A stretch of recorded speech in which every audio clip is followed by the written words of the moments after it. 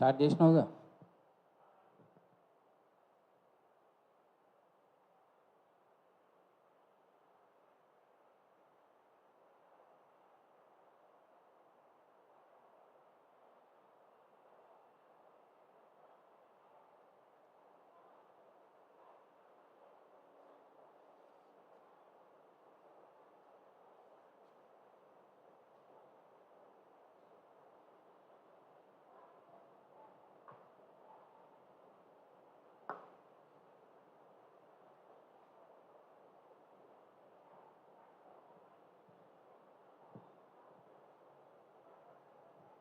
Mic testing 1 2 3.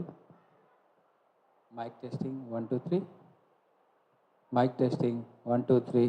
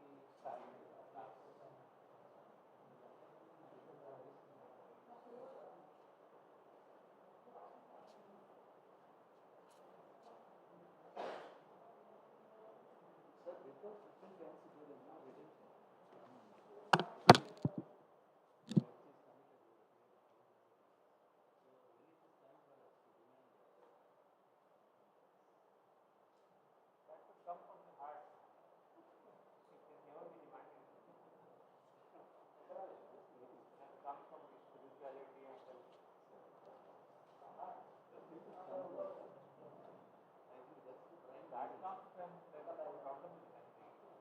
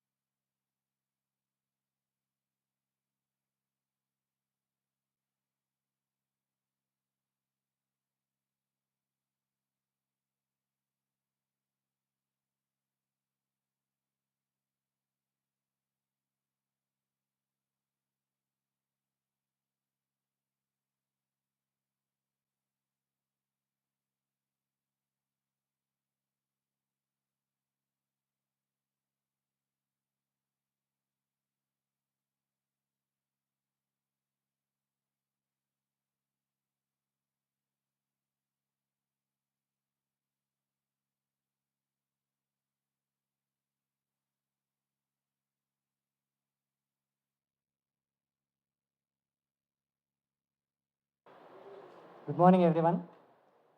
Center for Dalit Studies, in collaboration with Dalit Bahujan Front and Press Club Hyderabad, is organizing a lecture series with the name of Dalit Imagination of Independent India X75.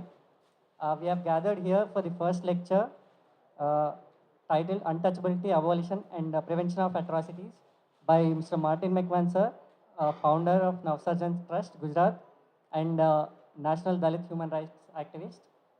The meeting will be presided by Prof.V.Krishna, sir. I invite you to stage, sir. Please come on to the dais to preside the meeting, sir. I invite Mr. Martin Macwan, sir, to the dais, who is the speaker of today's topic. Please welcome, sir.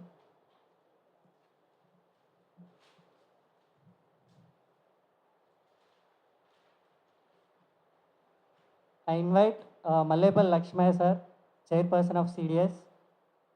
Sir, please come to the dais. Welcome, sir.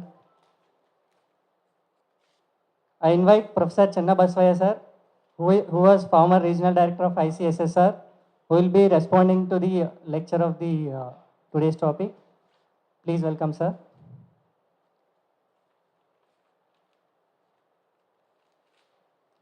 I invite Mr.Korivi Vinay Kumar, sir, who will also respond to the today's topic. Please welcome, sir.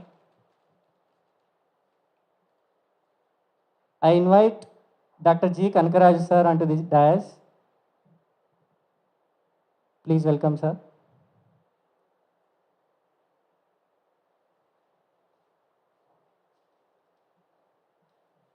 I request Professor V. Krishna, sir, to preside the meeting.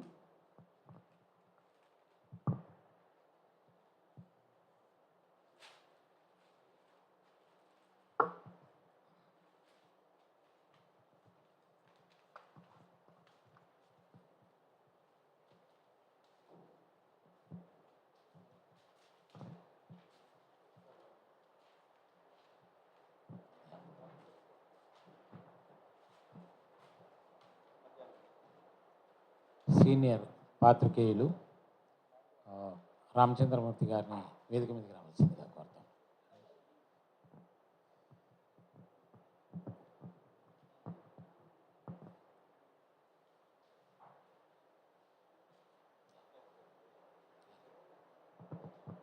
ముందుగా మనం అంబేద్కర్ చిత్రపటానికి garland వేసి ప్రారంభిద్దాం.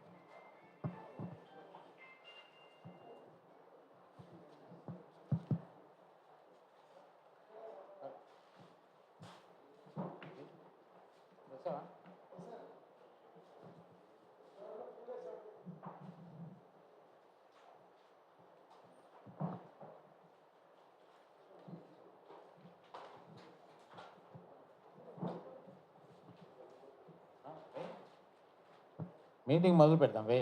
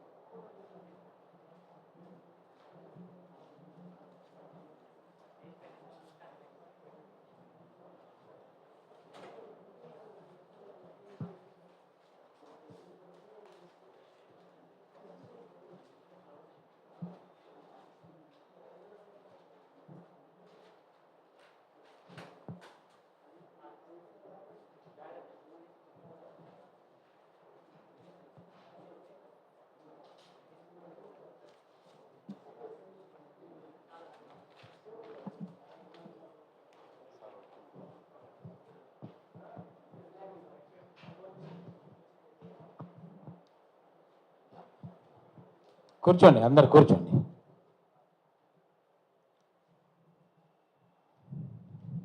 దళిత అధ్యయన కేంద్రం,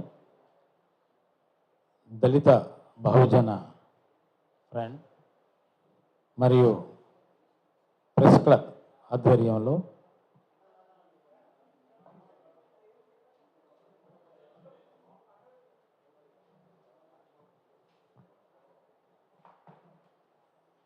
డెబ్బై 75 సంవత్సరాల స్వాతంత్ర భారతంలో దళితుల స్థితిగతుల మీద ఒక లెక్చర్ సిరీస్ అనేది ప్రారంభించడం అనేది జరుగుతుంది ఈరోజు. ముందుగా ఈ లెక్చర్ సిరీస్లో భాగంగా abolition of untouchability and prevention of atrocities మీద దళిత మానవ హక్కుల జాతీయ నాయకులు, నవసర్జన్ ట్రస్ట్ వ్యవస్థాపకులు, దళితోద్యమ నాయకులు మార్టిన్ మక్వానా గారిచే ఈరోజు ఈ లెక్చర్ ద్వారా ఈ లెక్చర్ సిరీస్ని ప్రారంభించడం అనేది జరుగుతుంది. ఇందులో ప్రొఫెసర్ చెన్న బసవయ్య గారు, కొరివి వినయ్ కుమార్ గారు వారి ఉపన్యాసం తర్వాత స్పందిస్తారు. అలాగే మన మధ్యలో సీనియర్ పాత్రికేయులు పెద్దలు రామచంద్రమూర్తి గారు ఉన్నారు, వారు కూడా స్పందిస్తారు. ముందుగా CDS centre for Dalit studies దళిత అధ్యయన కేంద్రం చైర్మన్ సీనియర్ పాత్రికేయులు, ఈ తెలుగు రాష్ట్రాల్లో దళిత ఉద్యమ నిర్మాతల్లో అగ్రగణ్యులు మల్లెపల్లి లక్ష్మయ్య గారు ఈ సిరీస్ గురించి ఉపద్ఘాతం ఇస్తారు. అందరికీ జై భీమ్. ఈ సమావేశం ఒక 10 రోజుల సెలవుల తర్వాత చేయడం వల్ల మనం కొద్దిగా ఇబ్బంది పడుతున్నాం, పర్వాలేదు. ఈ సమావేశాన్ని ఇంత తొందర పెట్టుకోవడానికి కారణం కూడా ఏంటంటే, ఇది కేవలం ఈ ఒక్క సమావేశం కాదు. మనకు గత ఏడాది కాలంగా మనం అందరం వింటూనే ఉన్నాం. ఆజాద్ అమృతోత్సవం అని, వజ్రోత్సవాలని, ఇంకో రకరకాల పేర్లతో ఈ అన్ని విషయాల్లో చాలామంది రివ్యూ చేసుకుంటున్నారు. మనందరికీ తెలియని విషయం ఏంటంటే, పారిశ్రామికవేత్తలు, వ్యాపారవేత్తలు, రాజకీయ నాయకులు అందరూ సమీక్షలు చేసుకుంటున్నారు. ఈ 75 ఏళ్లలో ఏం సాధించాము, ఏం సాధించాలి, ఏం సాధించకూడదు, ఇవన్నీ విషయాలు. కానీ మన దగ్గర నుంచి అటువంటి స్పందన కొద్దిగా ఆలస్యంగా మొదలైంది.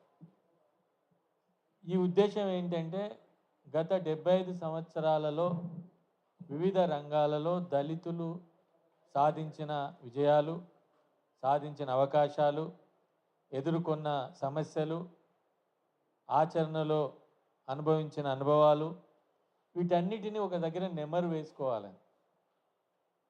అంటే ఎప్పుడైనా ఒక సమాజం లేకుంటే ఒక జాతి లేకుంటే ఒక రకమైన సమస్యలు ఎదుర్కొంటున్న ఒక కమ్యూనిటీ ఏదైతే ఉందో అది ముందుకెళ్ళాలి అని అంటే గతంలో ఏం జరిగింది 75 ఏళ్లలో? 75 ఏళ్ళని ఎందుకు మాట్లాడుతున్నాం? 75 ఏళ్ళ స్వాతంత్ర్యం వచ్చింది అంటే బ్రిటిష్ వాళ్ళు ఇక్కడ నుంచి వెళ్ళిపోయారు. వెళ్ళిపోయిన తర్వాత ఈ దేశం స్వతంత్రమైంది. ఈ దేశం స్వతంత్రమైన తర్వాత ఏం జరిగింది అని మనం చర్చించుకోవటం. రేపు 2025 సంవత్సరం రాబోతున్నది. 2025 సంవత్సరానికి రాజ్యాంగం వచ్చి 70 సంవత్సరాలు వస్తుంది. అంటే 2022 నుంచి 2025 వరకు కూడా ఈ క్రమం అంతా కొనసాగుతుంది. 2025 నుంచి మనం ఒక 2050 ఎజెండాని ఫిక్స్ చేసుకోవాలి. చాలా సుదీర్ఘంగా కనబడుతుంది మనకంటే, చాలా అబ్స్కర్డ్గా హైపోథిసిస్గా అనిపించవచ్చు, కానీ చేయాలి, తప్పదు. అంటే 2050 వరకు ప్రపంచంలో చాలా మార్పులు రాబోతున్నాయి. చాలా మార్పులు రాబోతున్నాయి.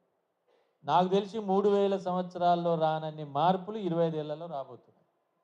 అవేంటి అంటే మనుషులు అనేవాళ్ళు చాలా తేడాలతో రేపు సమాజంలో ఉండబోతున్నారు.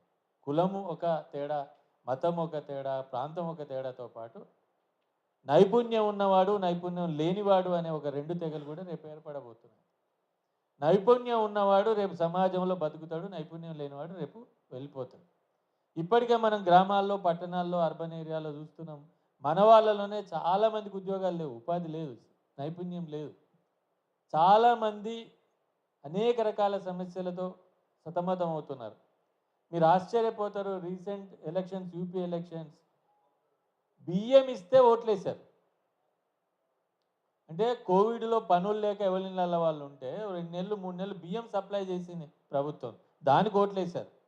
ఒరిస్సాలో ఇప్పటికీ నవీన్ పట్నాయక్ ఎందుకు గెలుస్తున్నాడంటే వాళ్ళందరూ చెప్తున్నది బియ్యం రెగ్యులర్గా వాళ్ళ ఇళ్ళకి పోతాయి. ఆయన చేసేది ఇంకో పని ఏం లేదు అక్కడ. ఈ తెలుగు రాష్ట్రాల్లో కూడా మనం చూస్తాం అంతకంటే ఎక్కువ 2200 పెన్షన్, ఇంకొక పెన్షన్, రకరకాలుగా మన ఇంటికి పేదోళ్ళ ఇళ్ళకు 3000, 3500 చేరుతున్నాయి. దీంతో వాళ్ళు బతకగలుగుతున్నారు. రేపు ఇది పోయిన తర్వాత ఇంకేముంటుంది అనేది మనకు తెలియదు. అంటే మనము గతంలో ఏం సమస్యలు అనుభవించామన్న దానికి అదనంగా ఇది రాబోతున్నది. కుల సమస్యకు అదనంగా, జాతి సమస్యకు అదనంగా, అణచివేతకు అదనంగా ఈ సమస్య రాబోతున్నది. కాబట్టి మనం ఇవన్నిటిని ఆలోచించుకొని 2050 నాటికి దళిత జాతి ఎక్కడ ఉండాలి, ఎక్కడుంటే బాగుంటుంది, ఏం చేస్తే బాగుంటుంది అనే ఆలోచన చేయాలనే ఉద్దేశమే ఈ సిరీస్ లెక్చర్స్ యొక్క ఉద్దేశం. ముఖ్యంగా 2023 వరకు ఈ సిరీస్ను కొనసాగించి 2023 నుంచి 2025 వరకు మళ్ళొక సిరీస్ని 2050 ఎజెండాని ఎట్లా చేద్దామనే సిరీస్ను కూడా ప్రారంభించాలనేది కూడా మనం అనుకోవడం జరిగింది. We have to fix agenda for the 2024 elections, then we have to fix the agenda for the 2050 agenda. Otherwise, we will lose so many things from the states and from the government. మనం ఈరోజు ఉన్న పరిస్థితులలో ముఖ్యంగా ఇప్పటికో 9-10 సబ్జెక్ట్స్ని identify చేయడం జరిగింది. ఒక subject ఈరోజు మీరు అందరికీ తెలుసు, చాలా ప్రాథమికమైన సబ్జెక్ట్, అంటరానితనం, అత్యాచారాలు, అన్టచబిలిటీ అండ్ అట్రాసిటీస్. దాని మీద మార్టిన్ మక్వాన్ గారు మాట్లాడతారు. నెక్స్ట్ నవంబర్ 20 రాజశేఖర్ గారు పొలిటికల్ రైట్స్ అండ్ దళిత్స్, అంటే 75 ఏళ్లలో రాజకీయ రిజర్వేషన్లు కావచ్చు, రాజకీయ హక్కులు కావచ్చు, ఏం సాధించింది, ఏం సాధించాము అనేది నవంబర్ 20 ఉంటుంది. తర్వాత డిసెంబర్ 10న విద్య ఆర్ ఎంప్లాయ్మెంట్, అంటే విద్య కానీ ఉద్యోగం కానీ రెండిట్లో ఏదో ఒక సబ్జెక్టు మీద రేపు నెక్స్ట్ డిసెంబర్ 10న ఉండవు. ఇప్పటివరకు ఈ 3 డేట్స్ ఫిక్స్ అయినాయి. దయచేసి మీరందరూ ఆ 3 డేట్స్ను దృష్టిలో పెట్టుకొని ఆలోచిస్తారు, మిత్రులకు అందరికీ చెప్తారని ఇప్పుడే ముందుగా చెప్తున్నాను. నవంబర్ 20, డిసెంబర్ 10 దయచేసి ఇప్పటి నుంచే దీన్ని మనం ప్రచారంలో పెడదాం. ఈ అదే సమయంలో ల్యాండ్ లైవ్లీహుడ్స్ కానివ్వండి, ఎడ్యుకేషను, ఎంప్లాయ్మెంటు, ఇంకొక ముఖ్యమైన అంశం, ఇక్కడ చాలామంది మన ఉద్యోగస్తులు ఉన్నారు. ఈ 75 ఏళ్లలో ప్రభుత్వ ఉద్యోగాల్లో ఏం జరిగింది, ప్రైవేట్ ఉద్యోగాల్లో ఏం జరిగింది అనే విషయాన్ని కూడా ఒక టాపిక్గా పెట్టబోతున్నాం. దానికి సంబంధించి కూడా ఒక మంచి స్పీకర్ని వీ హ్యావ్ టు సెలెక్ట్. ఒక 2-3 స్పీకర్స్ని ఆ రోజు ఇంకా కొంత ఎక్కువ మంది ఉద్యోగస్తులను మొబిలైజ్ చేయడానికి ఆలోచిద్దాం. ఇట్లా ఒక 10 సబ్జెక్ట్స్ని అయితే ఇంకోటి ఏమనుకుంటాం అంటే కొన్ని మీటింగ్స్ విజయవాడలో పెట్టడం. If it is possible we have to 1-2 meetings in Ahmedabad also in the series, then we can decide whatever things. But ఇక్కడ మనం మాత్రం ఖచ్చితంగా 15-20 లెక్చర్స్ని నెక్స్ట్ August 15th వరకు క్లోజ్ చేసేసి దెన్ ఒక్కొక్క దాని మీద ఒక పుస్తకం తీసుకురావాలి. అంటే లెక్చర్ పుస్తకం వేయటం మాత్రం కాదు, ఇంతకుముందు లెక్చర్ వేయటం కాదు, సార్ చెప్పిన లెక్చర్ను వేస్తాము, అందులో తర్వాత దాని మీద జరిగిన రీసెర్చ్ చేస్తాము, స్టాటిస్టిక్స్ ఉంటాయి, తర్వాత ఈ విషయం మీద ఇతరులు రాసిన ఆర్టికల్స్ని కూడా అందులో పొందుపరుస్తాం. అంటే ఒక సమగ్రమైన ఒక నివేదికని 75 ఏండ్ల అత్యాచారాల నివేదికని ఒక పుస్తక రూపంలో మనం తీసుకొస్తాం. అట్లనే రాజకీయంగా వచ్చిన ఒక నివేదికని మొత్తం అంబేద్కర్ గారు ప్రారంభించిన దగ్గర నుంచి ఇప్పటి వరకు, అదేవిధంగా ఎంప్లాయ్మెంట్ ఎడ్యుకేషన్కి సంబంధించిన ఒక నివేదికని, అంటే మొత్తంగా ఒక రేపు భవిష్యత్ తరాలకి ఈ విషయాలన్నీ 2050 వరకు ఉండే జనరేషన్ ఏదైతే ఉంటే వాళ్ళు కూడా దీన్ని చూసి అర్థం చేసుకొని ఏం చేశారు మన వాళ్ళు, ఏం కొనసాగించారు, ఏ విషయాలు చేశారు. అట్లే నెక్స్ట్ మీటింగ్ వరకు కొన్ని టాపిక్స్ని, స్పీకర్స్ని కూడా మీ ముందుకు తీసుకొస్తాం. నేను చాలా సంక్షిప్తంగా ఈ విషయాలన్నీ చెప్పడం జరిగింది. మూమెంట్స్ కూడా ఉన్నాయి. ఇప్పుడు 70 సంవత్సరాల తర్వాత జరిగిన మూమెంట్, దళిత్ ప్యాంథర్ మూమెంట్ కావచ్చు, భీమసేన మూమెంట్ కావచ్చు, తర్వాత వివిధ రాష్ట్రాల్లో నక్సలైట్ ఉద్యమాల పేరుతో జరిగినవి కూడా చాలా దళిత ఉద్యమాలు ఉన్నాయి. వాటి నుంచి కూడా మనం కొంత నేర్చుకోవడం, తర్వాత సప్లాన్ మూమెంట్ కానీ, తర్వాత మానవ హక్కుల ఉద్యమాలు కానీ, లేకుంటే దళిత్ రైట్స్ మూమెంటు 1998 నుంచి దళిత్ రైట్స్ మూమెంట్, డర్బన్ లాంటి ఉద్యమ స్వభావం, భోపాల్ డిక్లరేషన్ లాంటి ఇనిషియేటివ్స్, వీటన్నిటిని కూడా మళ్ళీ ఇంకొకసారి డిస్కస్ చేయడం. తర్వాత ఆర్థికపరమైన హక్కులు, ఆర్థికపరమైన అభివృద్ధి ఏం జరిగిందని అనేక విషయాల్ని మనం చేద్దాం. మీరు కూడా ఇంకేమైనా సజెస్ట్ కూడా చేయొచ్చు మీ దగ్గర నుంచి, ఫలానా విషయం కూడా పెడితే బాగుంటుందని చెప్తే దాన్ని కూడా మనం ఇన్కార్పొరేట్ చేద్దాం, ఇంక్లూడ్ చేద్దాం. అందుకే ఈ విషయాలు మీ ముందు నేను వేగ్గా పెట్టాను. ఇంకేమైనా విషయాలు మహిళలకు సంబంధించిన విషయం ఉంది, అదే సమయంలో రైతులు అంటే రైతు కూలీలకు సంబంధించిన విషయాలనే, గ్రామాలకు సంబంధించిన విషయాలన్నిటిని కూడా మనం భవిష్యత్తులో తీసుకొద్దాం. నెక్స్ట్ మీటింగ్ వరకు మీ ముందుకు మీ అందరి ప్రెస్ క్లబ్ అధ్యక్షులు వేణుగోపాల్ నాయుడు గారిని రావాల్సిందిగా కోరుతూ అంబేద్కర్ గారి పూలేసి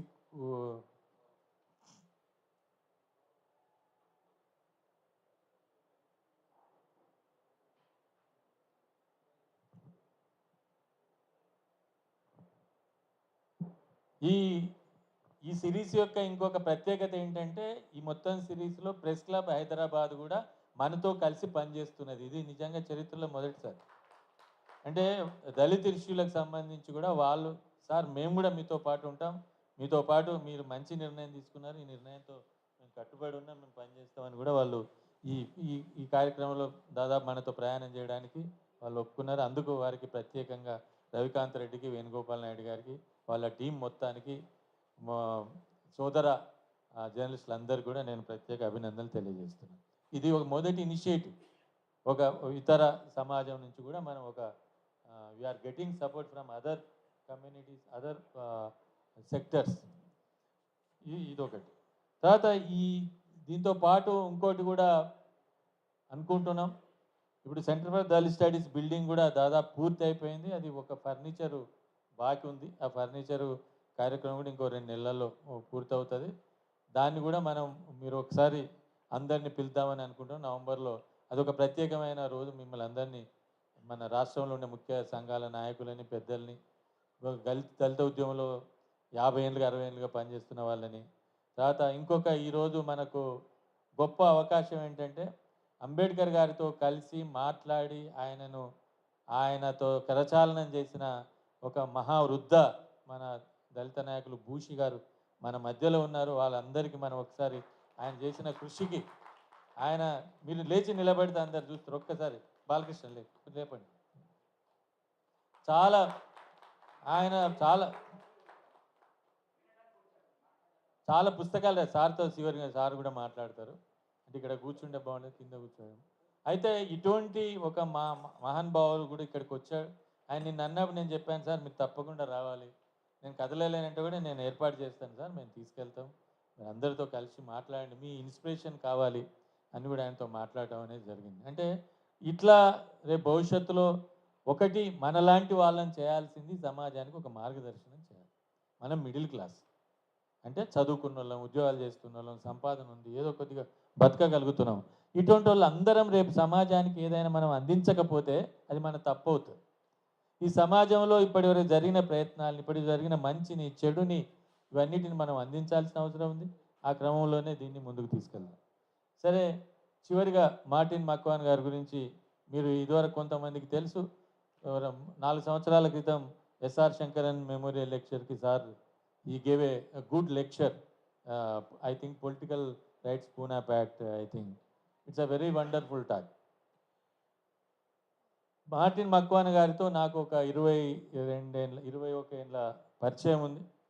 డర్బన్లో మేము అందరం కలిసి, డర్బన్తో పాటు సార్ కూడా అప్పుడే సార్ లీడ్ చేశారు మూమెంట్ని. గుజరాత్లో ఆయన ఒక ప్రత్యేకమైన తరహాలో ఉద్యమాన్ని నిర్వహిస్తున్నారు. ఆయన గుజరాత్ ప్రాంతంలో లేకుంటే రాజస్థాన్ ఇతర ప్రాంతాల్లో ఉద్యమాలు చేసి దేశవ్యాప్తంగా కూడా ఒక ఎన్సిడిహెచ్ఆర్ అనే ఒక యూనియన్ స్టార్ట్ చేశారు. ఆ తర్వాత ఇంకా అనేక రకాలైన దళిత్ ఫౌండేషన్ అని ఒక ఆర్గనైజేషన్ కూడా స్టార్ట్ చేశారు. దాంతో ఇతర కార్యకర్తలకు సపోర్ట్ చేసే పని కూడా పెట్టుకున్నారు. ఇప్పటికీ ఆ కార్యక్రమాలు కొనసాగుతున్నాయి. దళిత్ శక్తి కేంద్రాన్ని అహ్మదాబాద్కు దగ్గరలో మన పిల్లలకు చాలామందికి, వందలాది మందికి ఎవ్రీ ఇయర్ శిక్షణ ఇచ్చి అందరికీ లైవ్లీవుడ్ కూడా కల్పిస్తున్నారు. అదే సమయంలో రీసెంట్గా గుజరాత్లో జరిగిన గుజరాత్ అంటే మీకు తెలుసు అక్కడ ఎట్లా ఉందో పరిస్థితి. అటువంటి నిర్బంధాన్ని, రిప్రెషన్ ఎదుర్కొని కూడా ఈవెన్ ఎఫ్సిఆర్ఏ పోయినా పర్వాలేదు. ఎఫ్సిఆర్ఏ అంటే మీకు తెలిసి ఏదో నిధులు వస్తే దానికి ఒక సర్టిఫికెట్ లాంటిది, అది కూడా ఆయన పోగొట్టుకున్నా పర్వాలేదు. రీసెంట్గా ఇప్పుడే మక్వాన గారితో మాట్లాడుతుంటే ఆయన మనకు చాలా సౌమ్యంగా కనబడతారు. దాదాపు 10-15 ఏళ్ళ కిందట అనుకుంటే ఆర్ఎఫ్ఈ కెనడీ అవార్డును కూడా సొంతం చేసుకునేది. ప్రతిష్టాత్మకమైన award, very prestigious award in the world. Human rights కోసం పనిచేస్తున్న వాళ్ళకి ఇచ్చే అవార్డు కూడా ఆయన సొంతం చేసుకున్నారు. ఇట్లా చాలా ఉంది. అంటే ఒక వ్యక్తిగా నిరంతరం దళితుల కోసం, దళితుల సమస్యల కోసం, దళితుల సాధికారత కోసం పనిచేస్తున్న కొద్ది మందిలో is one small number. If you take in the country, they are very small number. People are working for the Dalits. He is one of among them. That is very, very, very proud of him with this. ఆయన centre for Dalit స్టడీస్తో చాలా ఏళ్ళుగా స్నేహాన్ని, మిత్రత్వాన్ని, సోదరత్వాన్ని కొనసాగిస్తున్నారు. అట్లా ఈ కార్యక్రమానికి ఆయనను మొదటిగా పిలవడం కూడా ఉద్దేశం ఏంటంటే, ఇప్పటికీ పనిచేస్తూ నిరంతరం ప్రజల్లో ఉంటుంది. అంటే ఏదో అర్బన్లో ఏరియాలో ఉండి పట్టణాల్లో ఉండడం మాత్రమే కాదు, ప్రజలతో పనిచేస్తూ, గ్రామాల్లో పనిచేస్తూ ఇప్పటికే చాలా ఉద్యమాలను ఆయన నిర్వహించారు. తర్వాత మొన్న రీసెంట్గా మేఘవాల మీద జరిగిన దాడి, ఏదైతే ఒక దళిత బాలుని చంపారో దాని మీద ఒక వినూత్నమైన ఉద్యమాన్ని కూడా ఆయన నడిపారు. ఒక ఫైబర్తో ఒక పేద కుండను తయారు చేసి దానిలో అందరినీ డబ్బులు వేయమని, ఆ డబ్బులను తీసుకెళ్ళి మేఘవాల కుటుంబానికి ఇచ్చారు. అది కూడా పిల్లలు మాత్రం వేయాలని, అంటే కాన్షియస్ డెవలప్ చేయాలని. పిల్లలతో పైసలు వేయించి, పెద్దోళ్ళతో పైసలు వేయించడం కాదు. అదే సమయంలో ఆ కుండను తీసుకెళ్ళింది కూడా ఉమెనే, మగవాళ్ళు వద్దు, ఉమెనే పోవాలని 270 మంది ఉమెన్ తమ సొంతగా వెళ్ళారు ఆ మేఘవాల ఊరికి. కాబట్టి అట్లా ఒక వినూత్నమైన ఉద్యమాన్ని ఈరోజు కొత్త కాదు, అన్టచబిలిటీ మీద దాదాపు గుజరాత్ అంతా ఒక 2000 గ్రామాలు మొత్తం తిరిగారు ఆయన, ప్రతి గ్రామం తెలుసు. అటువంటి ఒక అంకిత భావం కలిగిన నాయకుడిగా ఈరోజు మన ముందు ఉన్నారు. ఆయన అందరికీ మీరు ఒక్కసారి మన కరతాల ధ్వనుల మధ్య అభినందనలు తెలియజేద్దాం. ఆయన ఈ కార్యక్రమానికి ప్రారంభ ఉపన్యాసకుడిగా రావటం అనేది నాకు చాలా సంతోషకరమైన విషయం. కొరి వినయ్ కుమార్ గారికి కూడా ఆయన పరిచయం ఉంది, కృష్ణ గారికి పరిచయం ఉంది, స్టేజ్ మీద ఉన్న వాళ్ళందరికీ కూడా తెలుసు, మిగతా కింద ఉన్న కొంతమంది మిత్రులకు కూడా తెలుసు. నేను ఎక్కువ సమయం తీసుకోను.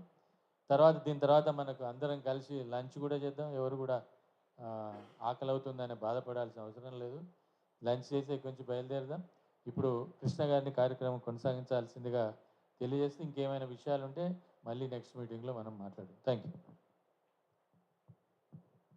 Thank you Lakshmaiah garu. ఈ మధ్య లక్ష్మయ్య గారు సాక్షిలో ఒక ఆర్టికల్ రాశారు సంపాదకీయ పేజీలో. మేము ఈ దేశ పౌరులమేనా, 2 నెలల క్రితం అనుకుంటాను ఆర్టికల్. చాలామంది మీరు చదివే ఉంటారు. ఆ క్వశ్చన్ ఏదైతే ఉందో అది ఒక లక్ష్మయ్య గారిది నేను అనుకోవట్లేదు, మన అందరిది అని నేను అనుకుంటున్నాను.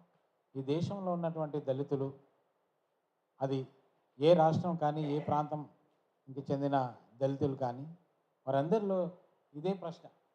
ఈ దేశంలో నేను ఒక పౌరుడినే అయితే నాకు ఎలాంటి స్థానం దక్కుతుంది, ఈ దేశంలో ఎలాంటి హక్కులు దొరుకుతూ ఉన్నాయి? ఈ ప్రశ్న అనేది బహుశా లక్ష్మయ్య గారికి మరి తన ఈ 60 సంవత్సరాల జీవితంలో జరిగినటువంటి అనేక ఘటనల అనుభవాల ఫలితం అని నేను అనుకుంటున్నాను. కళ్ళ ముందు అనేక సంఘటనల్ని తను చూసినటువంటి సందర్భాలు మనకు వ్యాసం ద్వారా మన ముందు ఉంచారు. ఆయన జరిగినటువంటి అనుభవాలు మన జీవితంలో లేకపోవచ్చు, కానీ దాదాపుగా అలాంటి ఆలోచనలు మాత్రం మన అందరిలో ఉన్నాయని నేను అనుకుంటున్నాను. ఎందుకంటే ఈ స్వాతంత్రం కోసం పోరాడినటువంటి పెద్దలు, మన అంబేద్కర్ ఏం కోరుకున్నాడో, ఎలాంటి స్వాతంత్రాన్ని కోరుకున్నాడో మనందరికీ తెలుసు. జాతి రహిత సమాజం ఏర్పడాలని, అత్యాచారాల రహిత సమాజం ఏర్పడాలని, అసమానతలు లేనటువంటి సమాజం స్థాపించబడాలని కోరుకున్నాడు. కానీ ఈ 75 సంవత్సరాల్లో నిజంగా ఏ ఒక్క కోరికనన్నా, అంబేద్కర్ ఆశించినటువంటి ఏ ఒక్క కోరికనన్నా నెరవేరిందా అనేది మనం ఆలోచించుకోవాల్సినటువంటి అవసరం ఉంది. బహుశా ఆ కోణం నుంచే ఈ లెక్చర్ సిరీస్ని మనం ఇక్కడ ప్రారంభించుకుంటున్నాం. ఈ ప్రారంభ కార్యక్రమంలో మార్టిన్ మక్వాన గారు రావడం అనేది నిజంగా మనందరికీ చాలా గొప్ప అవకాశం అని నేను అనుకుంటున్నాను. ఎందుకంటే ఈ మధ్య ఆయన చాలా వినూత్నమైనటువంటి కార్యక్రమాలు చెప్పారు. ఇందాక లక్ష్మయ్య గారు పరిచయం చేస్తూ అనేక అంశాలు అనేది ఇక్కడ మన ముందర ఉంచారు. అయితే ఒకే ఒక అహ్మదాబాద్ నుంచి ఢిల్లీ వరకు అంబేద్కర్ రుదన్ పేరు మీద, అంబేద్కర్స్ క్రై అనే పేరు మీద ఒక చాలా పెద్ద కార్యక్రమాన్ని తను చేపట్టి చాలా విజయవంతంగా ముగించినటువంటి సందర్భం ఆగస్టులో జరిగింది ఈ కార్యక్రమం. ఇలా మొత్తం జాతి నిర్దేశించి, అంటే దేశంలో ఏ ప్రాంతంలో ఉన్న దళితులైనా వాళ్ళంతా నా సోదరులు, వాళ్ళంతా నా మనుషులే అనే ఒక సంకల్పంతో, మహత్ సంకల్పంతో మార్టిన్ మక్వానా గారు పనిచేయడం అనేది జరుగుతుంది. ఈ సందర్భంగా వారు ఇక్కడ మన మధ్యలో ఉండడం అనేది నిజంగా చాలా మంచి విషయం. ఈ సందర్భంగా వారిని untouchability, abolition of untouchability and prevention of atrocities మీద వారి అభిప్రాయాల్ని చెప్పాల్సిందిగా కోరుతున్నాను. Now I request mister Martin Makwana to express his views on abolition of untouchability and prevention of atrocities. Thank you, sir.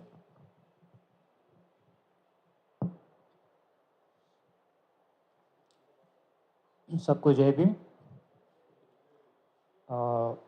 Honorable Chair for this meeting and all the people present in this hall. I will speak both in English and Hindi. That's what I have been told. A mix of both. If you want, I can speak in Gujarati also.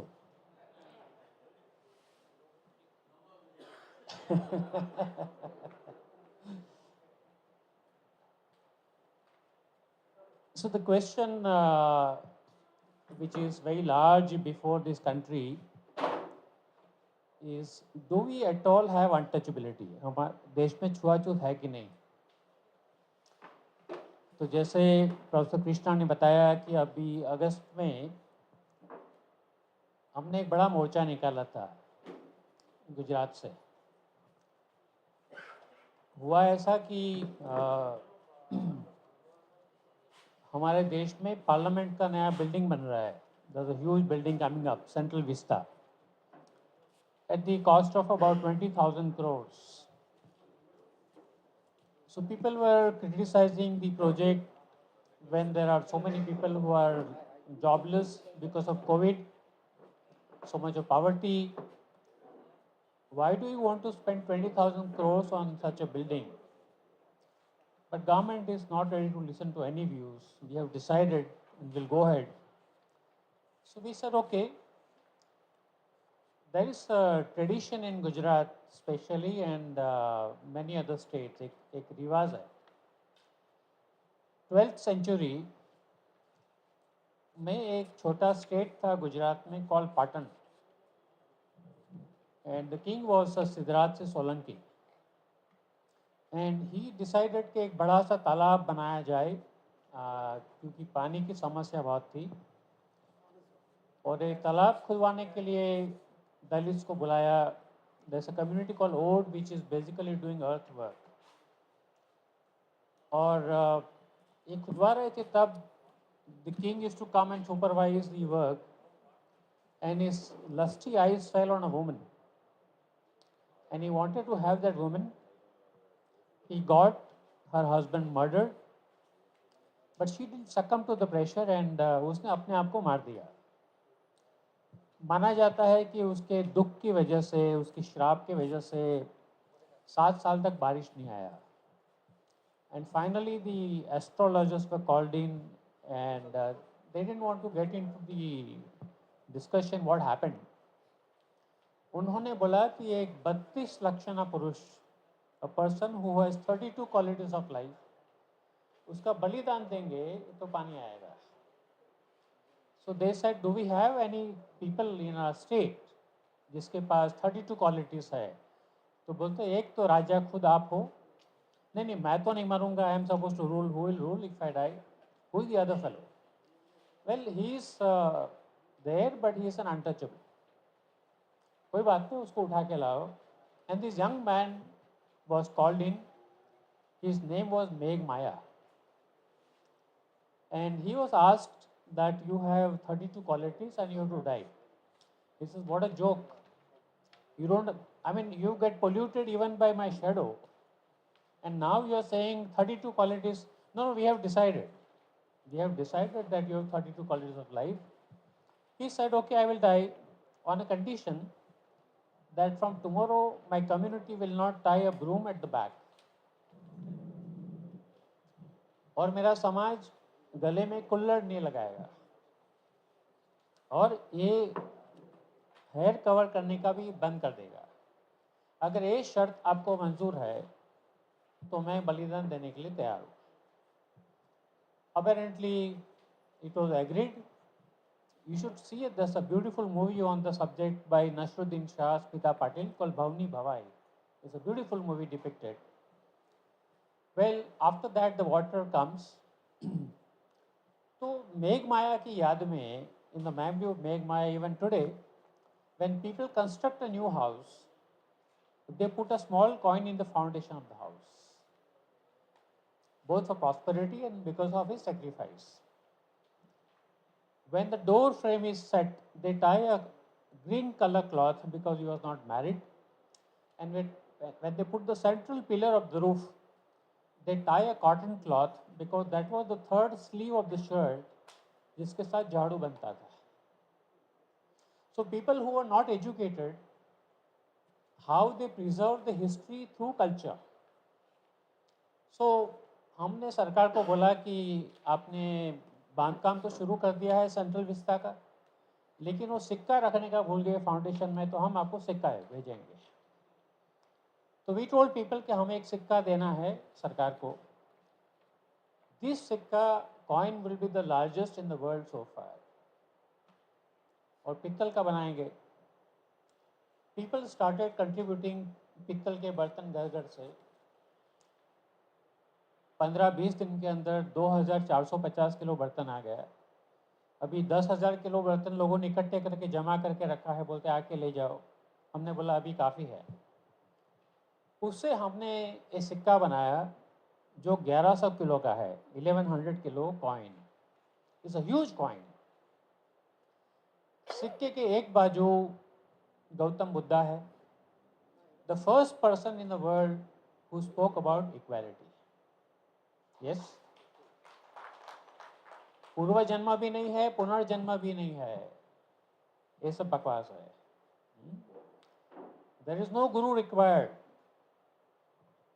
You are the teacher for yourself, आपो दीपो भव। सो उसमें सभी भाषा में छुआछूत लिखा है शब्द, तेलुगु भी है वहाँ पे, तमिल भी है, मलयालम भी है। The other side of the coin is Dr. Ambedkar with a question in English and Hindi. The 1947 dream that we saw of untouchability free India, will it be realized in 2047? छुआछूत मुक्त भारत का सपना जो 1947 में हमने देखा था, वो 2047 में साकार होगा क्या? That was the message. And with that, हमने यात्रा निकाला। साथ में हमने बोला हम जा रहे हैं दिल्ली, तो सरकार को दान भी देना चाहिए, क्योंकि हम भिखारी लोग नहीं हैं। We are not beggars. Dalits have never been beggars in India. We are givers. तो हम देंगे कुछ, क्या देंगे? 1 रुपया देंगे। आपके घर में 5 लोग हैं तो 5 रुपये के 5 सिक्का दे दो। क्यों? कुछ साल बाद मेरे बच्चे बोलेंगे मेरे दादा ने, मेरी दादी ने ये पार्लियामेंट भवन में 1 रुपया दिया था। डेमोक्रेसी में कोई एक इंसान का पार्लियामेंट नहीं हो सकता है, कितना भी बड़ा हो। लोगों ने अपील स्वीकार कर लिया। We got 21 lakh coins, 21 lakh. 3 truck भर के कॉइन लेके हम दिल्ली का यात्रा निकाला। 1100 kilometers. We were stopped at Haryana border, the same border where the farmers were prevented. कितने पुलिस? About 1,000 पुलिस, वज्र व्हीकल्स, वाटर कैनन, बड़े बड़े बोल्डर्स। हम 350 लोग, किसी के पास हथियार नहीं है, सिक्का है। डीजीपी केम पर्सनली मिलने आए, बात हुई, बताए मार्टिन भाई यहाँ से हम आपको आगे नहीं जाने देंगे। He showed me later, direct order from the ministry of home affairs, ये यात्रा को जहीं है वहीं रोका जाए। तो प्लीज़ आप समझ सकते हैं। हमने बोला ऑफ कोर्स यस, आप तो सरकारी नौकर है, आपका क्या लेना देना इससे, you are government servants, yes. लेकिन हमारा प्रोग्राम है, आप हमें रोकोगे तो हम रुक जाएंगे, 24 घंटे यहीं रुक जाएंगे रोड पे।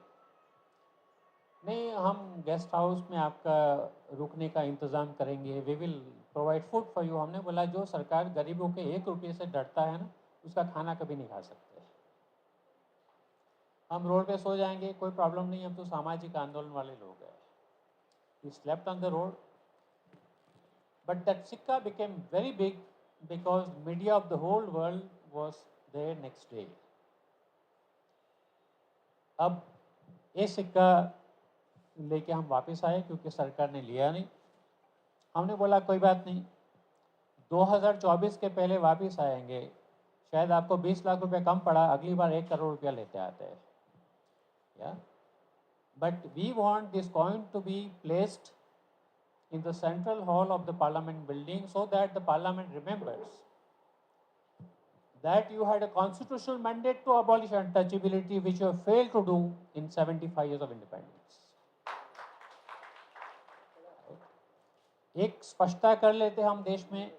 अगर आप सरकार बोल सकते हैं कि ये हमारे बस की बात नहीं है, we cannot do it, very good, let's have a very clear position. हम फिर सोच सकते हैं कि हमें क्या करना है। ये डबल उसमें नहीं रहेंगे 75 साल के बाद, बराबर। तब कई लोग बोल रहे थे कि छुआछूत कहाँ है देश में, वेयर इज अनटचेबिलिटी। ये यात्रा खत्म भी नहीं हुआ, and within one week you saw what happened with Indra Meghwal in Rajasthan. Yes, a small boy beaten so badly because he just drank water from the pot. Teacher को बहुत गुस्सा है तो आप मटका तोड़ सकते थे, बट बच्चे को मार देने का। But Indra Meghwal is not alone.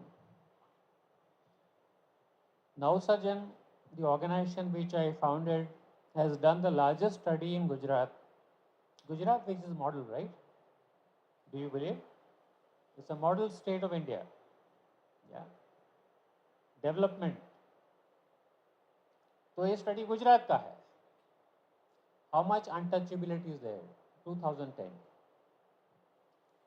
We did not a small survey, 1,589 villages. 98,000 respondents. इतना बड़ा सर्वे है जो अभी तक देश में नहीं हुआ. फाइंडिंग्स क्या है?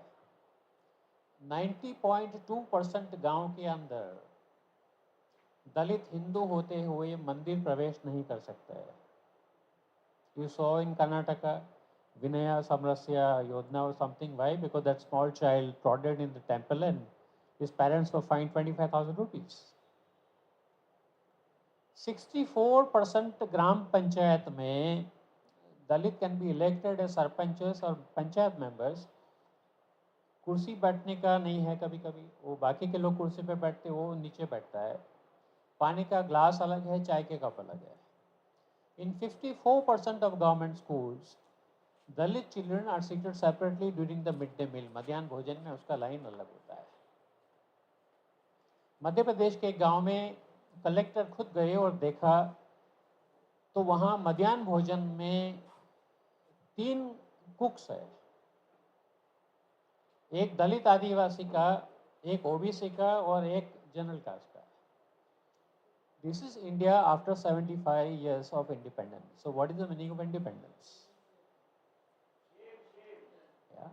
So this is a larger question that we have. I'm equally pained because untouchability is not only between Dalits and non-Dalits. It's also practiced within the Dalits on the basis of caste. Am I right? हमने ये जो study किया वो दोनों का है. दलित non दलित के बीच में कितना छुआछूत है, वो दलित के अंदर कितना है. एग्जैक्टली हमको 98 फॉर्म्स ऑफ डिस्क्रिमिनेशन मिला दलित के अंदर भी. गुजरात में एक सब कास्ट का आदमी दूसरे सब कास्ट के आदमी को घर किराए पे नहीं देता है. Thanks to politics. जो मॉडल शिवसेना ने महाराष्ट्र में खड़ा किया, अगर कांग्रेस महार को सपोर्ट करता है तो शिवसेना मांग को टिकट देगा. आंध्रा में माला माडीगा, गुजरात में वनकर रोहित या वनकर चमार. तो इलेक्शन के टाइम में there is no Dalit identity. Everybody is divided by on subcaste basis. तो हम जय भीम बोलते हैं, बाबा साहब का स्टैचू को तोड़ेगा तो हंगामा हो जाएगा, धमाल हो जाएगा. बाबा साहब को फुलार करेंगे तो बहुत केयरफुल रहेंगे कि जूते निकालने हैं. लेकिन बाबा साहब की बात नहीं मानेंगे कि छुआछूत मत करो. This is the tragedy of both Indian politics and the Dalit movement also. I am not a politician. I am not member of any political party. So I can criticise even myself. And there is a third kind of untouchability that we have, Dalit, non-Dalit, within the Dalits, and third is against the women. Yeah. I went to Nepal, and this was at the height of the Naxalite movement in Nepal.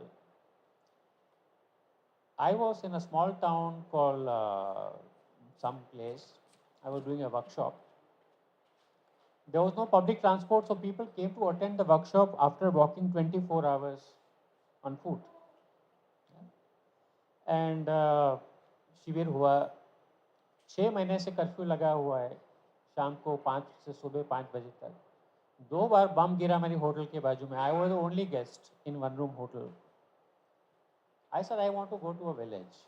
People said no, you cannot go. It's not safe. I said चलो let me go. मुझे जाना है. मैं गया. 450 महिलाएं एक building के terrace पे बैठी थी वेट करके. मैं कभी नहीं मिला. बोलता है कोई तो हमारे यहाँ आ रहा है. somebody is coming. I went. मैं बोलूँ उसके पहले बोल रहे एक बच्चा खड़ा होके, मैं दलित हूँ बच्चा, इसलिए स्कूल में जो प्रार्थना गाते हैं वो मैं नहीं गा सकता हूँ. And I remember the Naxalite movement there has maximum Dalits in the cadres.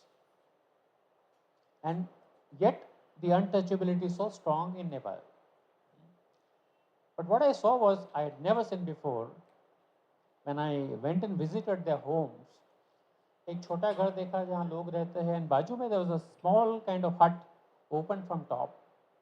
Basically wood के थोड़े वो लगा के एक छोटा enclosure बनाया है. So I thought it must be used as a bathroom space. Women said no. When we are in menstruation, this is the place in which we have to stay for 1 week. Many women die because there is no protection. सांप काट जाता है, कभी ठंडी इतनी होती है, गर्मी नहीं है वहाँ पे, मर जाता है.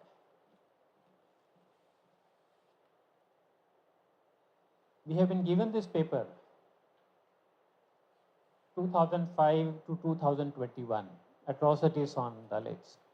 Actually, I was trying to gather figures from 1947 to 2022 के 75 साल में कितने atrocities देश में हुआ है. Unfortunately, between 1947 to 77 there is no data collection in the country. Yeah? बिल्कुल नहीं है. बहुत जनरल फिगर्स मिल रहा है. मार्क गैलेंटर की किताब में थोड़ा मिलेगा. SC/ST कमीशन की रिपोर्ट थे, but even they are complaining the states are not sending data. Only after 74 or 75 you're getting segregated data, कितना मर्डर कितना रेप है. ट्राइबल्स का तो उसके बाद में आया. A country which has about 25% population of scheduled caste and scheduled tribe, if they don't have a system of collecting authentic data, how do you create policies? आप नीति कैसे बनाएंगे in absence of data? I have been touring several universities to give lectures and all the professors tell me the same thing. Research का grant बंद हो गया है. कोई ये मुद्दे पे सेमिनार करेगा तो अटैक हो जाता है. हमारी फीलिंग्स हर्ट हो गई. That's a very common ground. No academic activity happening. How do you create policies? So anyway, whatever data of last 40 years I have collected, 21 का data अभी आया after 1.5 साल के बाद. A country which can do anything, चंद्र पे rocket भेज सकते हैं, लेकिन डेटा कलेक्ट नहीं कर सकता है देश में. कितने मर्डर हो गए दलित आदिवासी के? करीब 26,000 murders of Dalits and 5,000 of the scheduled tribes in last 40 years. Rape on Dalit women have been 54,500 and 22,004 rapes on the tribal women. Atrocities on Dalits about 12,50,000 in 40 years. आदिवासी पे 2,25,000. हर साल डेटा जब publish होता है तो आप देखेंगे कि atrocities कम हो रहा है कि बढ़ रहा है. बढ़ रहा है, बैरिंग फ्यू एक्सेप्शंस. तो विकास कहाँ है? Where is the development? If there is a development then the violence should be down. कम होना चाहिए. ये तो बढ़ता जा रहा है. Now this is the point I have. जितने भी कानून बने to prevent atrocities and to stop untouchability, annihilate untouchability, their objective was to prevent crimes from happening, prevention of the crimes. सरकार प्रिवेंशन का कोई काम नहीं कर रहा है. हो जाए उसके बाद रिपोर्टिंग का काम कर रहे हैं. इतने हो गए. What did you do to prevent the crimes? अगर 2021 में अगर 1000 दलितों का खून हुआ तो आपका 2023 का प्लानिंग क्या है? कितना होने वाला है? How much you are going to prevent? That planning is not there. Right now we are about to file a litigation, public interest litigation in the Supreme Court.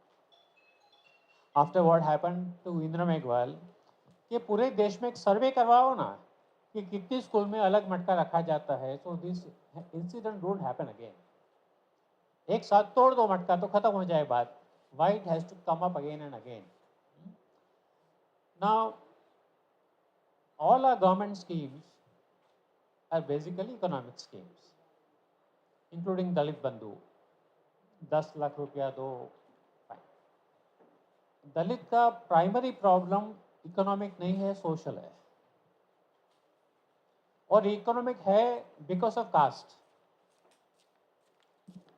So if you have only economic program and if you don't have a social program, untouchability will never go. You have to have a mix of both. जो काम before independence हुआ था छुआछूत मिटाने का, the work that was done pre-independence, after independence that has completely whitewashed. You hardly see any programs in the country of untouchability prevention. उसकी बात भी नहीं होती है. Right? This is a very sad fact. Right? We are running a vocational training center called Dalit Shakti Kendra. We had started it in 1999 after we took up a massive campaign against manual scavenging in Gujarat. We filed a public interest litigation and Gujarat became the first state to adopt the law against manual scavenging, followed by other states. ये centre में अभी तक करीब 10,500 youth पढ़ चुके हैं, 82% employ भी हो गए. That's a very good programme. Vocational education के साथ साथ पॉलिटिकल अवेयरनेस, सोशल अवेयरनेस का भी काम चलता है.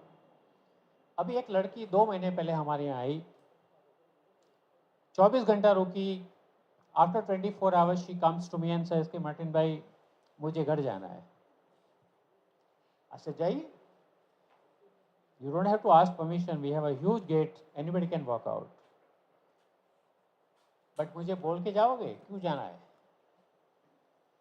नहीं, मैं नॉन दलित हूँ और यहाँ सब दलित है. अच्छा, तो दलित का मतलब क्या है? What is the definition of दलित? मुझे समझाओ. वो चुप रह गई, बोली नहीं. And then she started weeping like a child. बहुत रोई, बहुत रोई. शांत हो गई. मैंने बोला क्या हुआ? तो मार्टिन भाई, मैं जब छोटी थी, my friend was a Dalit girl in my own village, और एक दिन हमने एक्सचेंज किया dress, like children do no. आज तेरा फ्रॉक मुझे दे दे, मेरा तुझे. तो इसका नया फ्रॉक था, मैंने पहना. मेरे अंकल को पता चला कि मैंने दलित लड़के का ड्रेस पहना है. उसने मेरे हाथ पकड़ा ऐसे करके और उसमें लाइव वो कोयला, फायर डाला हाथ में और मैंने मुट्ठी दबा दी ऐसे करके. मैं चिल्लाती रही, रोती रही. उसने टाइट पकड़ा जब तक पूरी चमड़ी छिल के बाहर नहीं आ गया. This is the socialisation that we have in our country, where we teach children that there is no law that you must respect. You must not respect constitution. What you need to respect is caste. And this disease, unless and until it remains, the untouchability is not going to go away. Can at least Dalits start removing caste from their lives? Dr. Ambedkar, you know, when Kalaram मंदिर का सत्याग्रह चल रहा था, तो ultimately in his support there was a meeting of the Hindus called by Shankaracharya, and this was the only Shankaracharya who was a learned man. Dr. Kurtakoti, he was a PhD from Washington University, and he had called a meeting to say that this untouchability is wrong. If they are also Hindus, they must be allowed to enter the temple. The people came there, listened to the Shankaracharya, but they threw stones on the Shankaracharya, उसको भगा दिया वहाँ से, Shankaracharya को. After that, Dr. Kurtakoti had a meeting with Dr. Ambedkar and said, even if you bang your head on the wall is not going to break. Your head will break. So I advise you to go to a religion which can give you dignity. Right? But we want to say Jai Bhim. We don't want to take Ambedkar and his teaching very seriously. Yeah. So we don't want to take his teachings very closely, and that's the problem. I interacted with a lot of Dalit youth in the Dalit Shakti Kendra. I saw in the villages, जय भीम सब बोलते हैं. कोई भी युवा को पकड़ो, बोलो मुझे बाबा साहब के काम के बारे में 5 वाक्य बताओ, 5 sentences. डॉक्टर थे, संविधान लिखा, शिक्षित बनो, संगठित बनो, संघर्ष करो के बाद चौथा नहीं आएगा. This I have seen in UP. Leaders, Dalit leaders so-called, have been working for 25 years. Now, if you don't have an ideological base, you cannot have a strong movement. For that, you need missionaries, you need people, you need cadres like RSS to go to the villages, from village to village, and educate the masses. तब ये होगा. We thought our educated masses will do it. My experience has been very bad. ये हमने सिक्का वाला किया. गरीब लोग सुनने से पहले जेब में से 5 रुपया निकाल के आपको डोनेशन दे देंगे. प्रोफेसर मिलेगा ना, वो आपसे 1.5 घंटा चर्चा करेगा आइडियोलॉजी पे, रुपया नहीं देगा, 1 रुपया नहीं देगा. This is the ideological bankruptcy that we have. Now, we cannot be defeated. Whatever the movement that we see today, and I still believe that in India today there is the strongest movement that's happening, that is the Dalit movement. There's a well-organized movement, there's a Dalit movement.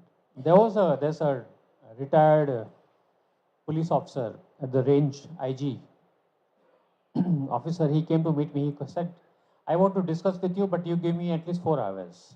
I said, okay, come anytime. He came and he said, I want to learn from you. I said, tell me, what can I do? He said, I am telling you all, he's a Patel. And that time the Patel agitation was very strong in Gujarat. And he says, I am telling Patels, if you really want to learn how to organize, learn from the Dalits. We have been able to do this only if we were able to take care of our limitation that we have. हमारी जो मर्यादा है उसका self critic करके, identify करके उसके पर काम करेंगे, ये मूवमेंट और स्ट्रांग हो जाएगा. Politically, all the political parties know, they think Dalits are untouchables, but their votes are not untouchable. Every political party wants that vote. और वो लेने के लिए तो कुछ भी करेंगे, आपके पैर भी छू लेंगे और खाना भी खा लेंगे, right? Because they know that 16.5% population of the scheduled caste, and if their votes are consolidated, no government can sustain without that vote. And so we have to start that, as what Laxmaiah was saying. I fully agree. Right now we have the Gujarat elections coming in. So what we have done, we have made a EVM machine, which is about 9-foot machine, लकड़े का. And उसके पर और साथ में एक banner है, वो 90 मीटर्स का बैनर है. वो बैनर में एक ही सेंटेंस लिखा है, 90 metres because of 90 years of Poona pact. अभी 2022 में खत्म हुआ. एक ही सेंटेंस लिखा है, जो राजकीय पक्ष अपने चुनावी घोषणा पत्र में छुआछूत दूर करने का नक्कर आयोजन पेश नहीं करेगा, उसको मत नहीं मिलेगा. This is the only sentence in 90-meter banner with that EVM that is now traveling across 90 talukas of Gujarat. In English, there's a 90-meter banner because of the 90 years of Pune Pact, and only one sentence has been written there on the banner. We will not vote that political party which does not have a clear plan of abolishing untouchability. And there's an EVM machine which is about 10 feet. It's not enough to say that we will abolish untouchability. वो तो बहुत आसान है ना लिख देने का manifesto में. हमने बोला what does it mean to remove untouchability, and therefore all that is listed on the EVM. Number 1, 2023 में how many acres of land are you going to give it to Dalits? Write a figure. Write a figure in your manifesto. How much money are you going to allocate for abolition of untouchability in the budget? Atrocity कम करने का plan क्या है बता दीजिए. Beautifully, I can share pictures and the whole thing with you. But you can also see on the website भी है, उसमें भी है, काफ़ी सारा है. So we, without getting into a political party, political education is a birthright, and we have to do it. Dr. Ambedkar had set up a school of the political education in his time to prepare the Dalit youth so that they can actively participate into political life. ये हमें करने की बहुत ज़रूरत है. Lastly, ये OBC का सवाल एक है जो I think I read a lot about Telangana, and it's also been discussed in Telangana politics also. Will the schemes like Dalit Bandhu antagonize the OBCs? और ये खिलाफ हो जाएगा क्या? Now OBCs are about, depending on the state, anywhere 45 to 54% population state by state. But एक problem OBC में हुआ है. Dalit ka movement is very well organized because for the Dalits and the tribals, you have icons of social change. You have Lord Buddha, you have Dr. Ambedkar, Jyotiba Phule, Savitri Phule, Periyar, Basavaiah, name it.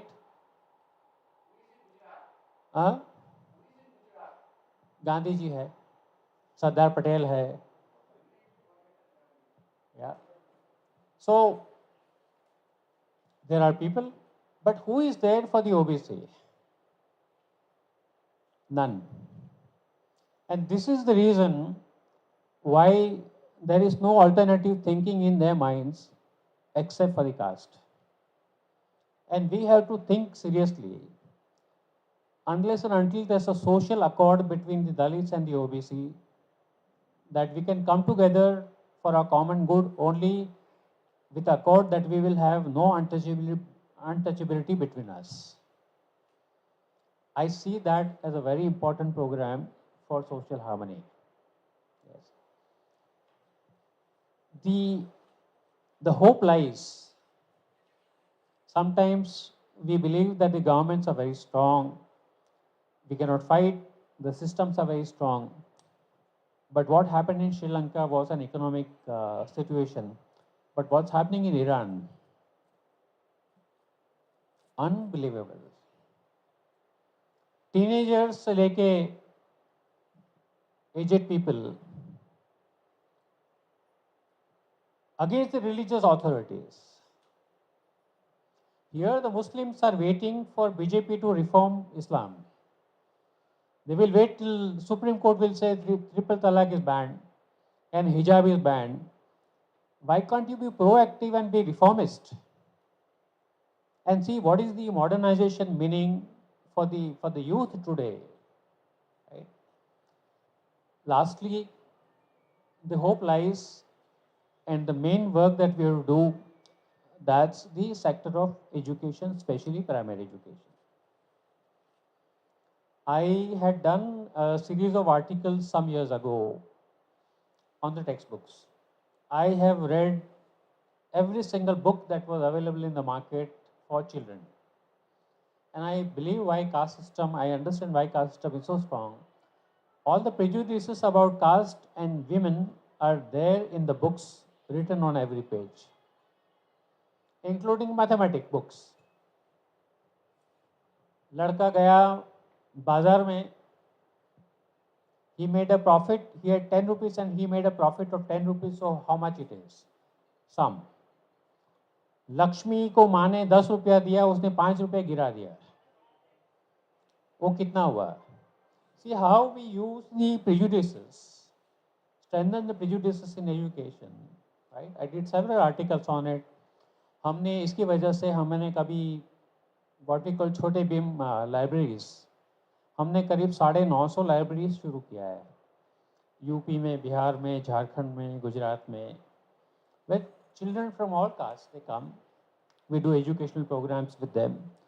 But it's very important.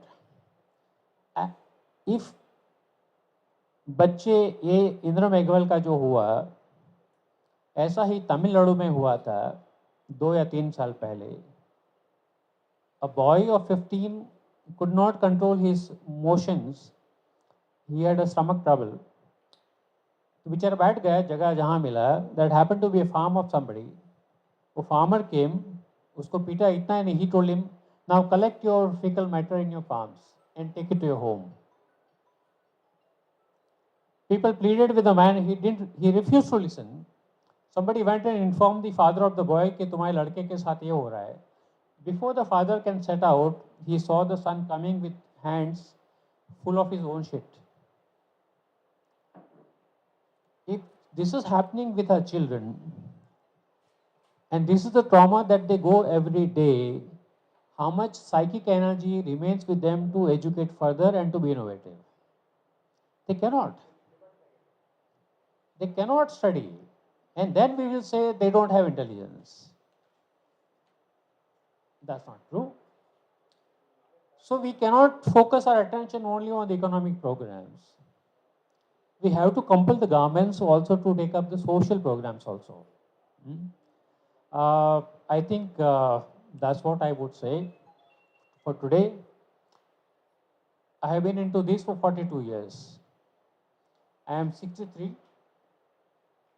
Not like you who met Dr. Ambedkar 3 times in your lifetime. I didn't have that luck. I was born 3 years later in 59. But after 42 years of all this active struggle, I am not pessimistic.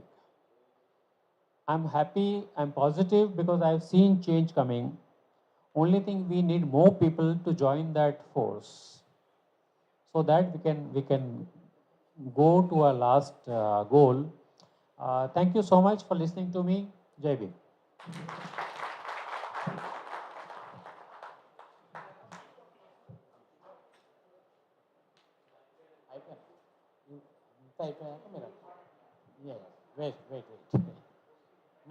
మధ్యలో స్పీచ్లు అయ్యాక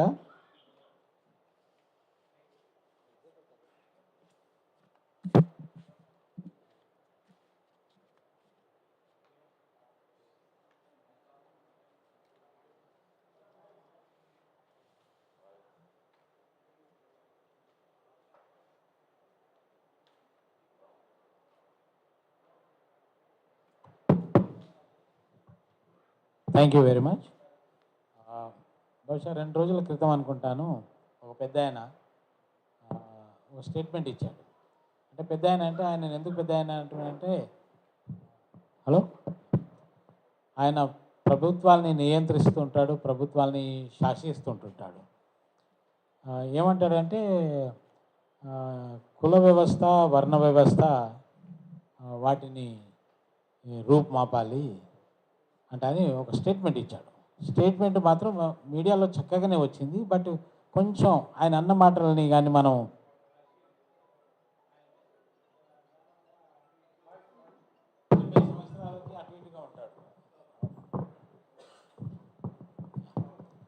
70 సంవత్సరాలకి అటు ఇటుగా ఉంటాడు. ఆయన ఏమంటాడంటే, గతంలో మన పూర్వీకులు తప్పులు చేశారు, ఆ తప్పుల్ని మనం పునరావృతం చేయకూడదు. కాబట్టి ఎవరైతే కుల వ్యవస్థ గురించి, వర్ణ వ్యవస్థ గురించి మాట్లాడతారో వాటిని పట్టించుకోకూడదు. ఇప్పుడు అవి లేవు. ఇప్పుడు కులం ఎక్కడ ఉంది, వర్ణం ఎక్కడ ఉంది అని అంటాడు. స్టేట్మెంట్ టైటిల్ మాత్రం ఫలానా అతను కుల వ్యవస్థని, వర్ణ వ్యవస్థని రూపుమాపుతానంట అని అంటాడు. అంటే ఆయన ఇంకా లోతుగా వెళ్ళి ఏమంటాడంటే, తప్పులు అందరూ చేశారు, ఫలానా వాళ్ళు ఒక్కరు మాత్రమే తప్పులు చేశారని అనడానికి వీలు లేదు. అన్ని కులాల పూర్వీకులు తప్పులు చేశారు కాబట్టి అవి అంతటితో సరిసమం. అంటే ఇలాంటి స్టేట్మెంట్లు ఇస్తూ విషయాల్ని ఎట్లా తప్పుతో పట్టిస్తారనేది మనం అర్థం చేసుకోవాలి. చాలా చక్కగా మార్టిన్ మక్వానా గారు ఈ అట్రాసిటీస్ అబాలిషన్స్ ఎట్లా చేయాలనేది చాలా చిన్న చిన్న ఉదాహరణలతో చెప్పారు. ఈ విషయాలు చాలా మన రాష్ట్రంలో కూడా చాలా ఉద్యమాలు జరిగినాయి. ఈ ఉద్యమాలకు మన రాష్ట్రం కొత్త ఏం కాదు. కాకపోతే ఏవైతే ప్రధాన సమస్యలు ఉన్నాయో ప్రతిసారి ఉద్యమం విజయవంతం అవుతున్న క్రమంలో పక్కదారులు వెళ్తున్నటువంటి పరిస్థితి మనం చూస్తాము. మరొకసారి thank you very much sir. ఇప్పుడు మార్టిన్ మక్వానా గారి మీద వారి అంశాల మీద ప్రొఫెసర్ ఎం చిన్న బసవయ్య గారిని స్పందించాల్సిందిగా కోరుతున్నాను. క్లుప్తంగా 10 minutes.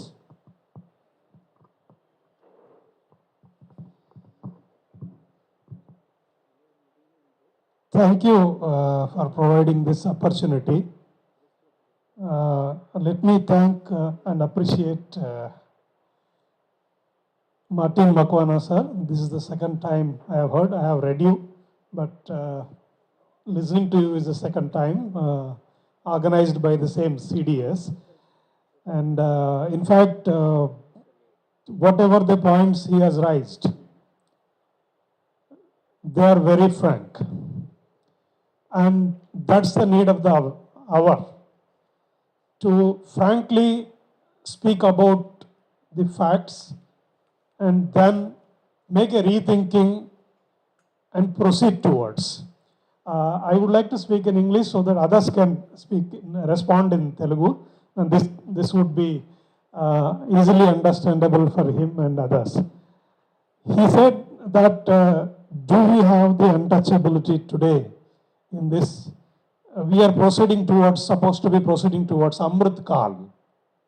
Okay? We are moving towards Amrit Kal. Amrita Kalamloki veltunnam manam. That's what the media, social media, everything says. And you are talking all kinds of nonsense. We are all moving and we are talking nonsense. Not only this thing, that many learned professors, sociologists, they have written articles, and there is a project which is going on with an international collaboration, that where is the cost today? Where is the cost today? And my colleagues in the university or anybody in my apartment say, come on, where is the cost? You know, everybody comes to my dining table, my son's friends, my daughter's friends.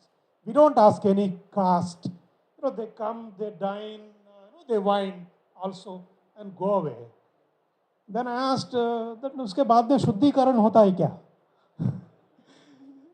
No answer. So where is the cost? Those who say that where is the cost, I think they do not read the Sunday newspapers and do not watch matrimonial advertisements in the TVs.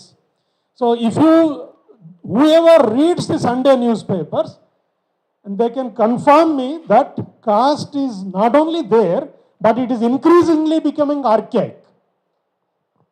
Increasingly becoming archaic within the so-called forward caste, OBCs, and also the Dalits. That's what he has raised.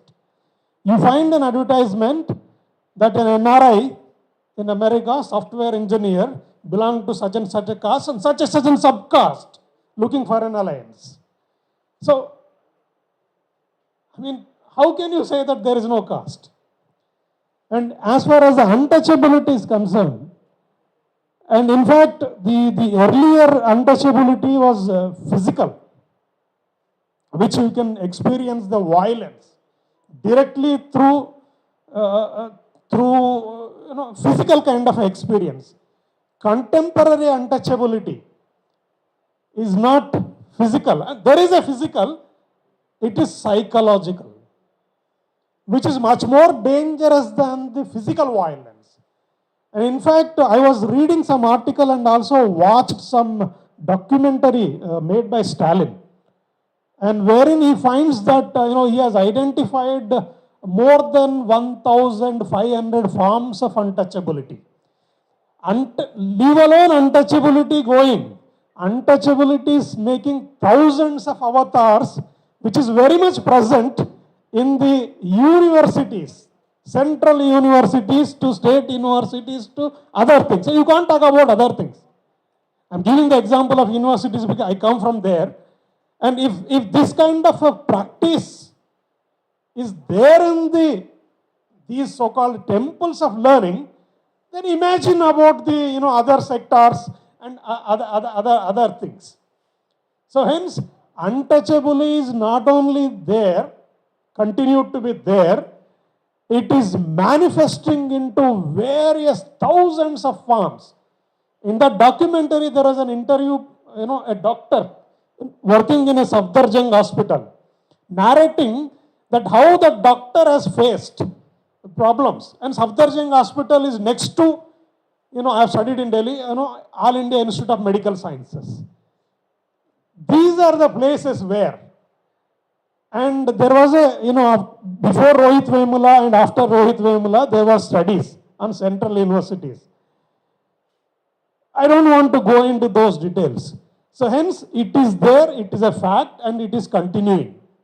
Now, why this untouchability, etc.? My question is that to respond to what Macwan said, that basically, there is another important aspect Babasaheb talked about, annihilation of caste.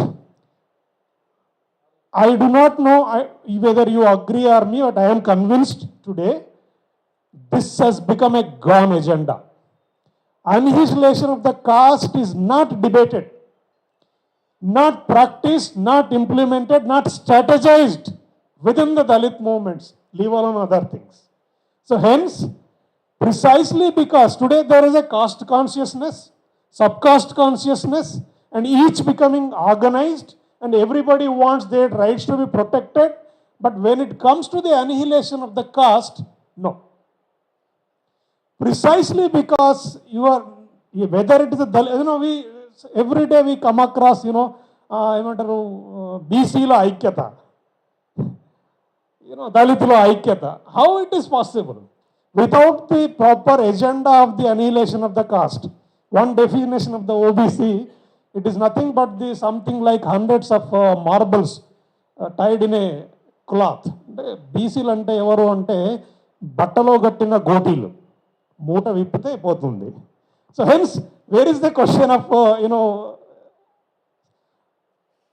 Martin Macwan has talked about this social accord between OBCs and the Dalit.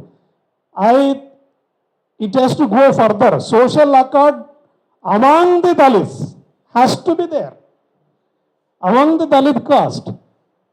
I don't want to name a professor from my own university, he says he is a Mala, but he says he is different from the other Malas. I don't want to name. He says that within the Mala, I am there. And this Mala is here. No, I am a different Mala, he says.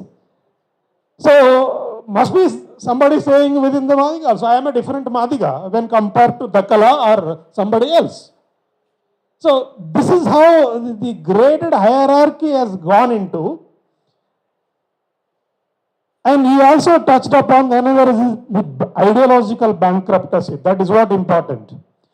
And ideological bankruptcy is leading to the various kinds of vulgar manifestations. And somebody gives example on where is the caste. See, these days Ambedkar associations are also having this Ganesh Puja and the pandals. Earlier they were not allowed. They are also having. So where is the caste? Only thing is this, the Ganesh pandals of Ambedkar association. To me, actually, Ambedkar association having Ganesh pandal itself is a weird thing. But that procession is not allowed to the main street of the village. Since they are there, the outside of the village, from there directly they go into the pond and this thing. You can't take out this procession.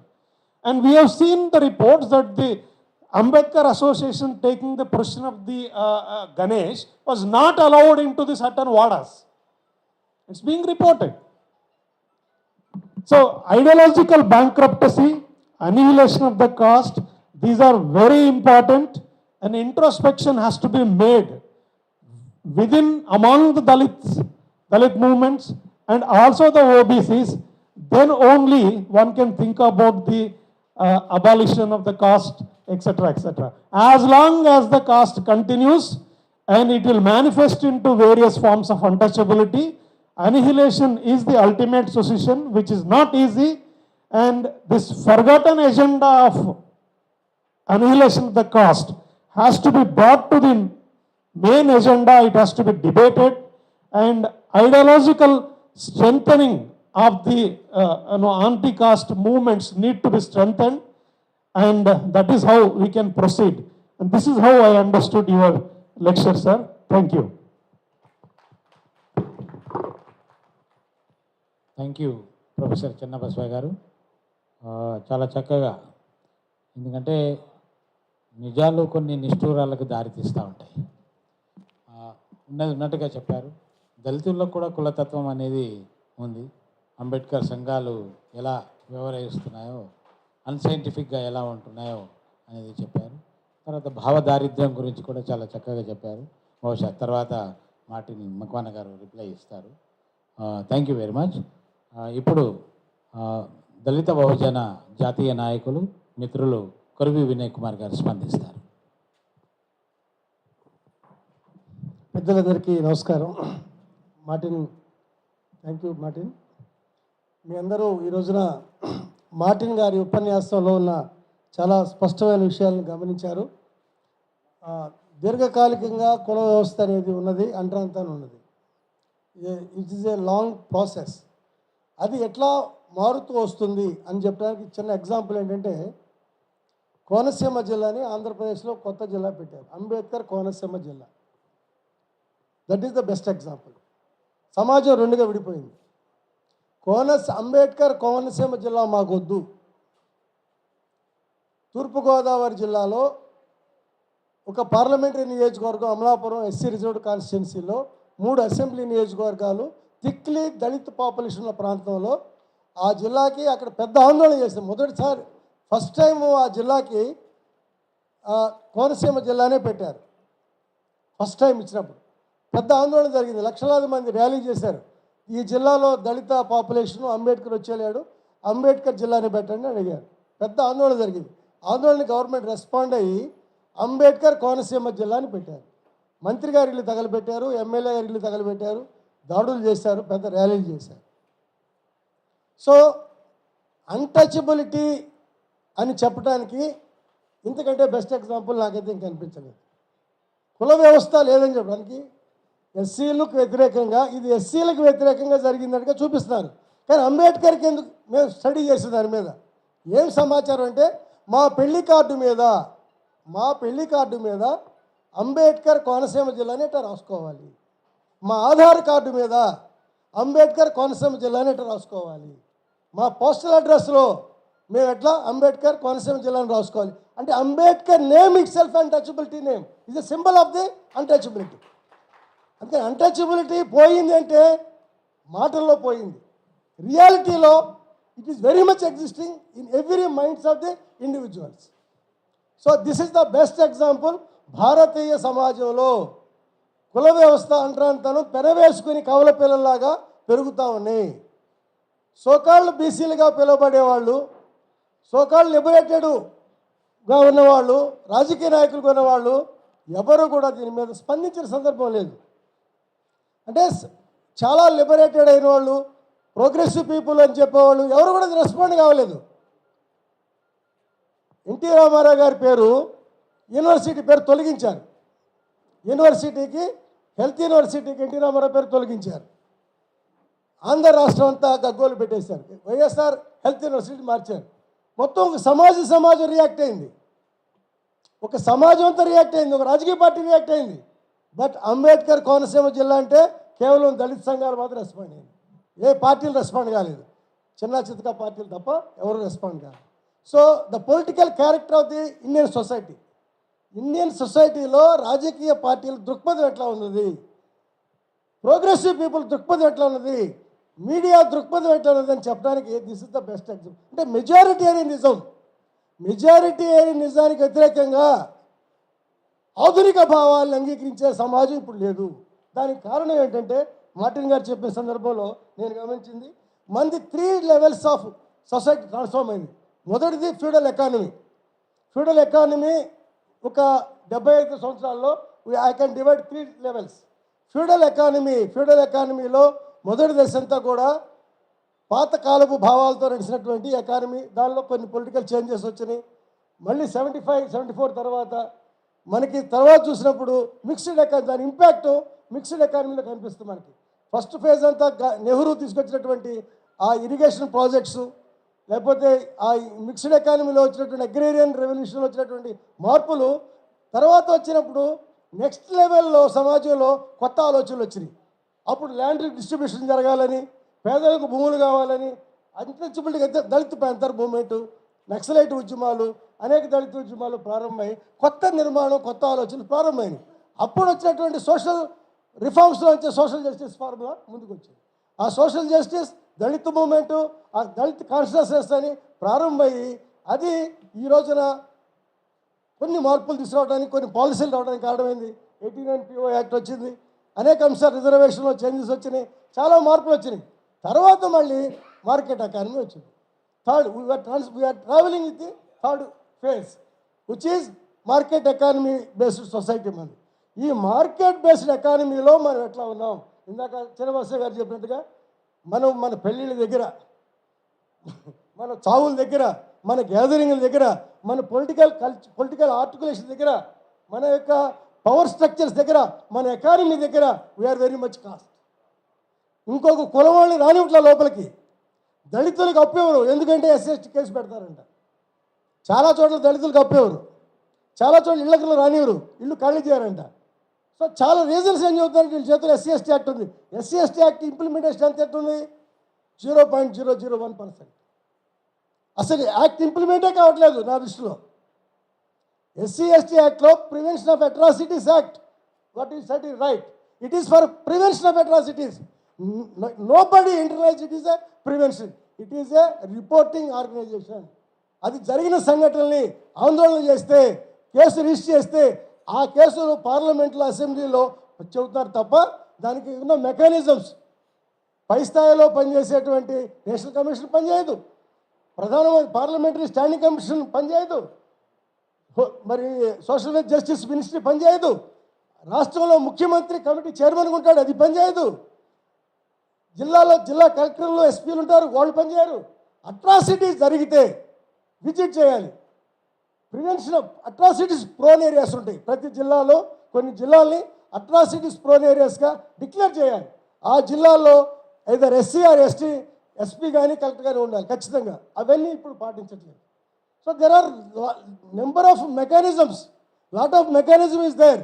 అట్రాసిటీస్ని prevent చేయడానికి దానికి చాలా mechanisms అని, అవి కూడా దాన్ని పాటించట్లేదు. So act ఎట్లా implement అయింది? చాలామంది నన్ను అడిగారు, ఈ యాక్ట్ తీసేయాలని అన్నారు. అరే మేము పెట్టాము యాక్ట్. పార్లమెంట్ సభ్యులు SCలు ఎంతమంది ఉన్నారు? How many members of parliament from SCs, STs? Rest of the people of పార్లమెంట్లో ఉన్న వాళ్ళంతా SC/ST చట్టం చేసినారు నాన్ దళిత్. ST చట్టం తయారు చేసిన వాళ్ళు, రూల్స్ తయారు చేసిన వాళ్ళు నాన్ దళిస్తే, మీరు చేసిన చట్టాన్ని మీరు ఇంప్లిమెంట్ చేయకుండా మా మీద దాడి చేస్తారేంటి? మేము అడిగామా చట్టం చేయమని? SC/ST చేయమని మేము అడిగామా? మేము అడగలేదే, మా డిమాండ్లో లేదే. మాకు రక్షణ కావాలని అడిగాము, మీరు చట్టం చేశారు. మీరు రిజర్వేషన్లో ప్రమోషన్ మీరు చెప్పారు, మేము అడగలేదు. మీరు చేసిన చట్టాలన్నీ, SC/STలకు చేసిన చట్టాలన్నీ మీరు చేసినాయే, మళ్ళీ మీరే ఈ చట్టాలు తీసేయాలంటారు. SC/ST చట్టం ఎక్కడ ఇంప్లిమెంట్ చేస్తారు? పొలిటికల్ ఫ్యాక్షన్స్ దగ్గర చేస్తున్నారు. పొలిటికల్ ఫ్యాక్షన్స్ దగ్గర జాగ్రత్తగా చూస్తే అక్కడే కేసులు జరుగుతున్నాయి, మిగతా చోట ఎక్కడ జరుగుతుంది. ఈరోజు కారంచేడు, చుండూరు, ఎప్పుడో సంఘటనలు. చుండూరు కేసుకి జిల్లా కోర్టులో SC/ST స్పెషల్ కోర్టు పెడితే జిల్లా కోర్టులో SC/ST చట్టంతో పని లేకుండా శిక్షలు వేశారు. హైకోర్టుకు వస్తే కొట్టేశారు. సుప్రీంకోర్టు ఈ రోజు వరకు ఆర్గ్యుమెంట్ లేదు. అది 30 years అయిపోయింది. 1991 30 years కంప్లీట్ అయిపోయింది. అంటే SC/ST యాక్ట్లో ఒక 7 మంది 8 మంది చంపేస్తే శిక్ష లేదు ఈ రోజుకి. ఇవన్నీ లీగల్గా ఉన్నటువంటి ల్యాబ్స్ ఇవన్నీ కూడా, అంటే సిస్టంలో ల్యాబ్స్ ఇవన్నీ. అదే వేరే కేసుల్లో అయితే ఇట్లా చేస్తారా? సాధ్యమవుతుందా? ఇంత పకడ్బందీ చట్టం నీకుంటే చేయలేకపోతుంది. అందువల్ల ఏంటంటే మార్కెట్ ఎకానమీలో, నా అబ్జర్వేషన్, మార్కెట్ ఎకానమీ సొసైటీలో అట్రాసిటీస్ చాలా బాగా పెరిగినాయి రేదర్ దాన్ ఎర్లియర్ సొసైటీ. అన్టచబిలిటీ ఫాస్ట్ పెరిగినాయి. మోడర్న్ టెంపుల్స్ ఈ రోజున యూనివర్సిటీ ఎడ్యుకేషన్ సిస్టమ్స్ నిన్నగా మన గుజరాత్లో చిన్నపిల్లలు చెప్పేసి అంటే ఎన్ని ఎన్ని ఎన్ని అద్భుతమైనటువంటి విద్యా కేంద్రాలు ఎట్లా ఉండాలి, ఇట్లా ఇట్లా చేసి ఈయనకి జంజి ఉందా లేదా వెతికేటువంటి సమాజం ఇది. స్టూడెంట్ని ఆ పేరు చూసి ఆయనకి జంజి ఉందని చూసి మార్కులు వేసే సమాజం అది. ఈరోజు ఆల్ ప్రొఫెషనల్ కాలేజెస్, అన్ని ప్రొఫెషనల్ కాలేజెస్లో caste is the hierarchy, caste అనేది సెంటర్. ఎంతోమంది పిల్లలు ఎస్సీ పిల్లలు ఎస్టీ పిల్లలు సర్టిఫికేట్ తీసుకోలేకపోతూ ఉన్నారు. ఈ రోజున చాలా ఎడ్యుకేషన్ ఇన్స్టిట్యూషన్స్ దాదాపు స్కాలర్షిప్ తీసేశారు. లక్ష్మయ్య గారు ఒక ఆర్టికల్ రాశాడు, 60 లక్షల మంది పిల్లలకి పోస్ట్ మెట్రిక్ స్కాలర్షిప్స్ పెండింగ్లో ఈ రోజున దేశవ్యాప్తంగా. అంటే ఎడ్యుకేషన్ నుంచి దూరం చేస్తారు, రక్షణ లేకుండా చేస్తున్నారు. తర్వాత వీళ్ళకి ఉపాధి అవకాశాలు లేకుండా చేస్తారు. కాంట్రాక్ట్ తీసుకొచ్చేసారు. వన్ సైడ్ రిజర్వేషన్ తీసేస్తారు, ఇంకొక సైడు కేటగరైజేషను, ఇట్లాంటి విషయాల మీద ప్రోత్సహిస్తూ ఉన్నారు. ఈ రకమైనటువంటి పద్ధతుల్లో మొత్తం ఓవరాల్గా చూడొస్తున్నప్పుడు దళితులు అన్టచబిలిటీ అనే విషయాల మీద ఎక్కడ ఎవరికి శ్రద్ధ లేదు.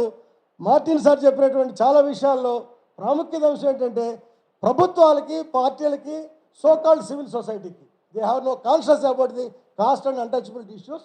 దాన్ని సెన్సిటైజ్ చేయాలి. దానికి లక్ష్మయ్య గారు మిక్స్డ్ ఆఫ్ గ్రూప్ తీసుకురావాలి. దీనికి ఒక సాధికారత రావాలి. ఈ అంశాల పట్ల కేవలం దళితులే మాట్లాడకూడదు, దళితేతరులు కూడా కలిసి పనిచేయగలగాలి. ఇది ఒక సామాజిక పరివర్తన ఉద్యమంలాగా సామాజిక అంటరానితనం అత్యాచారాలు అనేటువంటివి జరగకూడదు అనేటువంటి ఒక చైతన్యాన్ని తీసుకురావాలి. దానికి ప్రాతిపదిక ఏంటంటే పాలకుడు సమానత్వ భావన కలిగి ఉండాలి. పాలకుడికి ఏ భావన ఉండాలి? పాలకుడికి కుల భావన ఉంది ఈ రోజున, ధనభావన ఉంది ఈ రోజున. ధనం ఉన్నా, కులం ఉన్నా, ఆధిపత్యం ఉన్నా, అధికారం కోసం ఉన్న ఆ భావంతో సమాజంలో మార్పు రాదు. పాలకుడు అంటే సమానత్వ భావన కలిగి ఉండాలి. రాజ్యాంగం పట్ల నమ్మకం ఉండాలి. రాజ్యాంగం పట్ల నమ్మకం, సమానత్వ భావన ఉన్నటువంటి పాలకులు రావాలి తప్ప ఇట్లాంటి పాలకుల వల్ల పార్టీలు ఏవైనా సరే ఆ కుల భావన ఉన్నవాళ్ళు, ధనభావన ఉన్నవాళ్ళు, పెత్తందారి అహంకార భావన ఉన్నవాళ్ళు పాలకులైతే సమాజంలో ఏ మార్పు రాదు. సమాజంలో మార్పు రావాలంటే సమానత్వ భావన కలిగినటువంటి వాళ్ళు పాలకులుగా మారాలి. రాజ్యాంగాన్ని నమ్మి పనిచేసేటువంటి వాళ్ళు పాలకులు కావాలి. ఆ వైపుగా అది కులంలో, కుటుంబంలో, గ్రామంలో, సంఘంలో, పాఠశాలలో, విద్యాలయాల్లో అన్ని చోట్ల కూడా దీని మీద డిబేట్ జరగాలి. నిత్యము నిరంతరము సామాజిక పరివర్తన ఉద్యమాన్ని జరిపేదానికి బాబాసాహెబ్ అంబేద్కర్ ఇచ్చినటువంటి రాజ్యాంగ ఆయుధంగా తీసుకుని, బౌద్ధ ధర్మాన్ని ఆయుధంగా తీసుకుని సామాజిక పరివర్తన ఉద్యమాన్ని కొనసాగించాలి. అప్పుడు మాత్రమే సమాజంలో మార్పు సాధ్యమైంది. ఈ మనుషుల మధ్య ఉన్న వ్యత్యాసాలు పోతాయి, వివక్షలు పోతాయి, అసమానతలు పోతాయి, అవమానాలు పోతాయి, అవకాశాలని పెంపొందడానికి అవకాశం ఉందని తెలియజేస్తూ ఈ సందర్భంగా మార్టిన్ గారు ఇచ్చినటువంటి థాట్ ప్రొవోకింగ్ స్పీచ్ ఏదైతే ఉందో దానిలో ప్రధానమైన అంశాలు స్ట్రాటజీస్ ఆయన చెప్పారు. 4 అంశాలు చెప్పాడు. ఒకటి, ఎలక్ట్రల్ పాలిటిక్స్లో మనం డిమాండ్ చేయాలి. నెంబర్ 2, ల్యాండ్ ప్రోగ్రామ్ ఏంటి మనకి. తర్వాత land and livelihoods. Third one is a budget allocation. Larger పర్స్పెక్టివ్లో మన లక్ష్మయ్య మేమంతా కలిసి పనిచేస్తాం. ఎస్సీ సప్లైకి సంబంధించి దానికి ఒక లార్జర్ పర్స్పెక్టివ్లో ఇతర కులాలతోటి సరిసమానంగా దళితులు, ఆదివాసులు అభివృద్ధి చెందాలంటే larger perspective, long term perspective తోటి ప్రోగ్రామ్ కావాలి. దానికి budget allocation, not only budget allocation, we have a perspective of A larger and long term perspective we need. And third, finally untouchability సంబంధించినటువంటి రిమూవ్ చేయడానికి ఒక ప్రోగ్రామ్ కావాలి, considers programme కావాలి. అది కులాలకు అతీతంగా ప్రోగ్రెసివ్ పీపుల్, మీడియా, అనేక పౌర సంస్థలు కలిసి ఒక ఉద్యమంలాగా చేయాలి.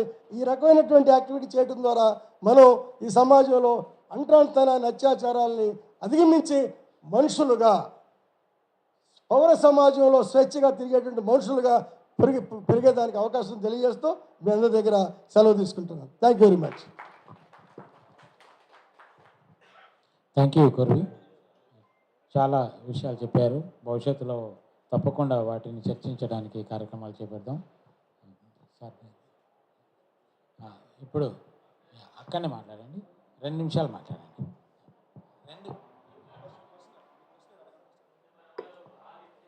Hello. It is one of the great day in my life. And so far, even the chief guest has not defined who is Dalit. What is Dalit? Did Baba Sahib allowed it to come into the constitution anyway? No. I congratulate with the very outset our Laxmaiah Garu has organized such an intellectual meeting. This is a very good start with lecture series. Number 1, Mr. Macwan, Martin Lakwana. I know that Macwan also, who was a central minister for so many years. Dalit, we have to be very, very careful. Ambedkar never allowed it. Look at that. An excellent invitation has come. I received it from Mallepalli Laxmaiah Garu, who is our leader, intellectual leader. He has got his journalistic background. Dalit imagination. Like Dalit imagination. What is meant by Dalit? Who gave this title? Are we Dalit? Your grandson will not allow you to say that. You will not agree that he is a Dalit. Will you agree? What grandfather? What nonsense you are talking? Am I Dalit? Is it Dalit imagination? It is the imagination of the Dalits. Dalits means an oppressed people, suppressed people, deprived people, ignored people, cheated people. Who has cheated? And nobody is talking about who has committed this murder. Who has created the caste? Who is that rascal? Who is that criminal? Let him come. Nobody is talking about who is the criminal. Why you are afraid of talking? Who has created? Is the Brahmanism? Hinduism?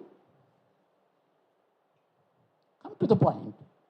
Dalit imagination. The imagination of the Dalits in independent India, even after 75 years of independence. Everybody knows it. A wonderful thought has come to Mallepalli Laxmaiah Garu to start this lecture series. Why don't you appreciate it with your shouts? It's a good score. Who is ruling this India? Is the moody Gujarati fellow after Gandhi? Gandhi is receding. Gandhism is receding. He's not a MA PhD barrister. He was a matriculate barrister, Gandhiji. People do not know that. I have not come here to criticize anybody. Dalit imagination. It is the imagination of the Dalits. In this independent India, even after 75 years of independence, Indians enjoying, India is advancing, progressing, developing. And now the Prime Minister Modi has come. I do not know. You have to clarify whether Modi is a backward class or upper caste. Can you answer me, sir? Because you come from Gujarat. Is he really BC? OBC? No answer? Is he a fake BC or real BC? Okay, that's it. Leave it to the people to understand it. You know, he is ruling. Is ruling. So friends, I made it a point at the age of, I want to talk about only 1 minute about Andhra tour of Dr. Babasaheb Ambedkar. He toured Andhra, those days in Madras presidency. India was consisting of presidency rules. Madras presidency came there. One post clerk by name Harichandrudu. He brought him there. Babasaheb appointed him as a South Indian recruitment during the Second World War. Anyhow, he made a visit in 1944, Andhra. From Madras he started. He came to Hyderabad. He came to Hyderabad. From Hyderabad, he went to Madras. Madras to Andhra to so many cities here. So that is how Konasema, where is my Vinay Kumar has not forgotten Konasema, Ambedkar district. Is it not great? Who? Is it not great? He is made of the entire state is called now Konasema. Thank you. Thank you very much. Thank you very much for this opportunity given. Opportunity is greater. Jai Hind.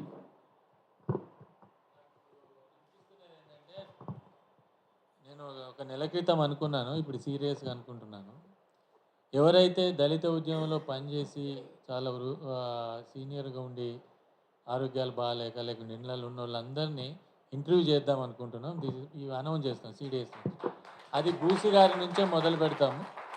మొత్తం ఆయన అనుభవాలన్నిటిని గంట కాదు ఒక రోజంతా మాట్లాడి రోజంతా record చేస్తాం. అది మన CDSలో పెడతాం. ఎవరైనా అనుభవాలకు సంబంధించి ఎత్తుకుంటాం. We will start with Bhushi గారు విదిన్ 1 వీక్. వీడియో డాక్యుమెంటేషన్ అందరు చేయబోతున్నారు. లైక్ నరసింహరావు గారు, ప్రేమ్ కుమారు, శంకరు, జేబిరాజు గారు, చాలామంది ఉన్నారు. అక్కడ కత్తి పద్మారావు గారు ఉన్నారు, ఇంకెంతమంది ఉన్నారు. చాలామందిని కోల్పోయాం. నాగయ్య గారు పోయారు, మొన్న బాలనాథం గారు పోయారు. చాలామంది అనుకోకుండా మన నుంచి దూరం అయిపోయారు. అది చాలా దురదృష్టం. ఇప్పటికైనా ఈ విషయంలో ఇక ఆలస్యం చేయదలుచుకోలేదు. We will start from Boosi garu within 1 week we will organise things. మీరు కూడా ఎవరైనా లిస్ట్ ఇవ్వండి, పెద్ద మనుషులు ఎవరెవరు ఉన్నారో లిస్ట్ ఇస్తే ఒక్కొక్కరితో స్టార్ట్ చేద్దాం. Thank you very much. అంటే టైం లేదు, మనం వేరే వాళ్ళకి ఇవ్వాలి. మూర్తి గారు ఒక 2 నిమిషాలు మాట్లాడిన తర్వాత ఓట్ ఆఫ్ థ్యాంక్స్ కనకరాజు గారు. అందరికీ నమస్కారం. ఈ ఇనిషియేటివ్ మొత్తం 75 సంవత్సరాల స్వతంత్ర భారతంలో దళితులకి ఏం జరిగింది, ఏం జరగలేదు అనే సమీక్ష చేసుకోవాలనే ఇనిషియేటివ్ మంచి సంకల్పం.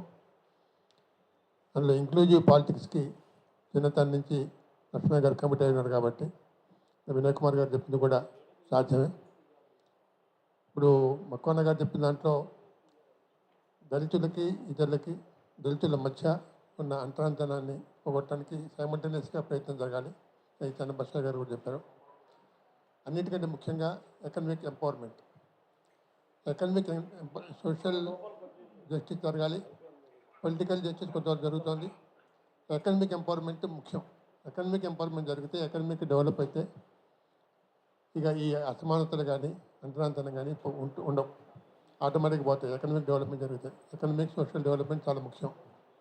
దానికి ఈ సప్లాన్ వచ్చిన తర్వాత దాదాపు 10 ఏళ్ళు అవుతుంది వచ్చి. 8 ఏళ్ళ నుంచి 2 రాష్ట్రాలు అమలు జరుగుతున్నాయి, తెలంగాణలో, అక్కడ ఆంధ్రాలో సవ్యంగా అమలు జరగట్లేదు. చంద్రబాబు నాయుడు గారి హయాంలో కేటాయింపులు తక్కువ, కేటాయింపులు విడుదల చేసిన 60%, 40%, 50% అట్లే ఉన్నాయి. ఇప్పుడు కూడా మామూలు జనరల్ స్కీమ్స్లో, అమ్మఒడి స్కీములో, లేకపోతే పెన్షన్ స్కీములో వాళ్ళకి దళితులు ఉంటే దళితుల ఖాతాలో వేసి దీంట్లో లెక్క పెడుతున్నారు. అది కూడా అన్యాయం జరుగుతుంది. అక్కడ ఉద్యమం జరగాల్సిన అవసరం ఉంది. ఈ ముఖ్యంగా సాధించుకున్న హక్కుల్ని అమలు చేసుకున్నా కూడా మనం పట్టుదలగా లేకపోతే, అమలు చేయని చోట ప్రొటెస్ట్ చేయకపోతే, ఉద్యమాలు చేయకపోతే మనకి భవిష్యత్తు ఉండదు. ఇట్లాంటి కార్యక్రమాలు ఇనిషియేటివ్ తీసుకుంటున్నాం. లక్ష్మణ్ గారు ఇప్పుడు ముందుంటారు కాబట్టి ఆయన నాయకత్వంలో పనిచేయడానికి మనం సిద్ధంగా ఉన్నాం. నమస్కారం. Thank you sir. ఇప్పుడు చివరగా vote of thanks by doctor Kanakaraju.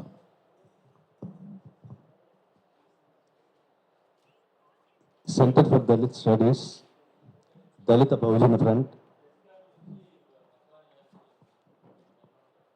Please come. Martin Macwan గారికి ఒక చిన్న యా, all the best sir. Best wishes from centre for Dalit studies and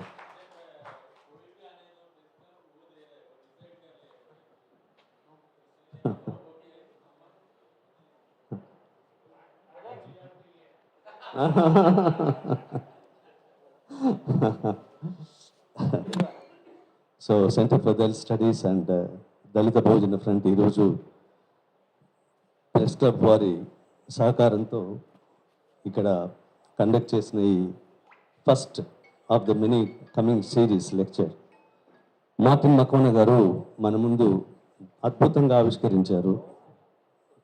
దీని గురించి తర్వాత మన వక్తలందరూ కూడా దాని గురించి చెప్పారు. ఒక డాక్టర్గా మరి ప్రకృతి ఒక మహోన్నతమైన స్థానం ఇచ్చిన మనిషి జన్మ గురించి కొన్ని అపోహలతో ఈ అంటరానితనం అనే ఒక ఘోరమైన సాంఘిక దురాచారం అడ్డుగా పెట్టుకొని వనరుల నుంచి దూరంగా ఉంచి మనిషి ఎదుగుదలను వాళ్ళకు కూడా పనికొచ్చే మనిషి ఎదుగుదలని అణచివేసే ఈ దుర్మార్గమైన దురాచారము చాలా వరకు మనము గెలవగలిగాం దీన్ని. కాకపోతే అంతిమంగా దీన్ని మనుషుల్లో అంబేద్కర్ గారు సహజ గుణం అని వేణుల్లో పొగిడిన సౌభ్రాతృత్వం, ఈ సౌభ్రాతృత్వం అనేది బాగా డెవలప్ అయినప్పుడు తప్పకుండా మనం దీన్ని జయించగలుగుతాము. అండ్ అప్పుడు మానవ సమాజంలో ఒక అద్భుతమైన పురోభివృద్ధిని సాధించగలుగుతుంది. ఈ విషయంలో మరి మన వక్తలు చెప్పినట్టుగా అన్ని విషయాలు, కొన్ని విషయాలు మనం అండూ కూడా చేయాల్సి ఉంది. ఏ ఏ విషయాలు అయితే దీన్ని పెంచి పోషించి ఈ స్థాయికి తీసుకొచ్చాయో తప్పకుండా వీటన్నిటిని కూడా అండూ చేయాల్సిన అవసరం ఉంటుంది. అట్లాగే అంబేద్కర్ గారి చిన్నది మహా ఉద్గ్రంథము అనిహిలేషన్ ఆఫ్ కాస్ట్, మక్కానో గారు చెప్పినట్టుగా మరి దీని గురించి తప్పకుండా మనం అందరం కూడా దాని విషయంలో జరగాల్సినంత ప్రచారం జరగట్లేదు, అది కూడా ఆలోచించాలి మనం. సో మనిషి, శ్రమ, ప్రకృతి వీటిల్లో అపారమైన నమ్మకం ఉన్న మన దళిత జాతి అనేది తప్పకుండా ఈ సాంఘిక దురాచారం నుంచి బయటపడుతుంది. ప్రకృతి ఉనగూర్చిన ఈ మహోత్కృష్టమైన ప్లేస్ని మనం తప్పకుండా అందిపుచ్చుకుంటాం, వీటన్నిటిని కూడా అధిగమిస్తాం. ఈ విషయంలో మన కృషిని ఇంకా మనం ముందుకి అందరం ఐక్యంగా కలిసి ముందుకు పోవాలనే కోరికను ఈ వేదిక ద్వారా మీ అందరి ముందు Centre for Dalit studies, Dalit Bahujan Front నాయకులు మీ ముందు పెడుతున్నారు.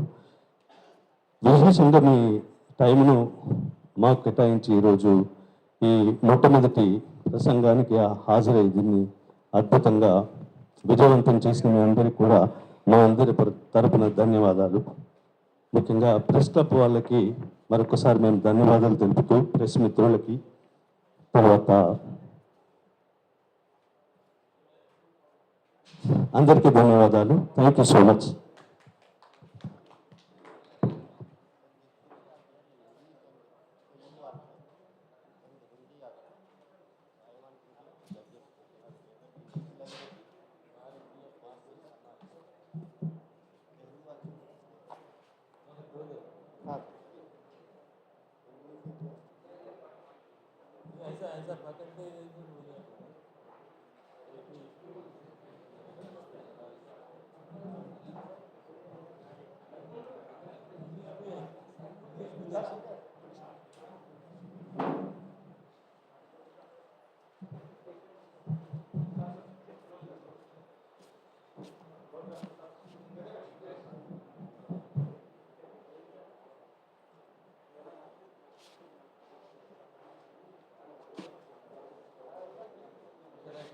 అందరూ అక్కడ షెడ్లో లంచ్ ఉంది, ప్లీజ్ చేయండి లంచ్. శ్యామ్ మనోహర్ కొద్దిగా అందరికీ గైడ్ చేయండి.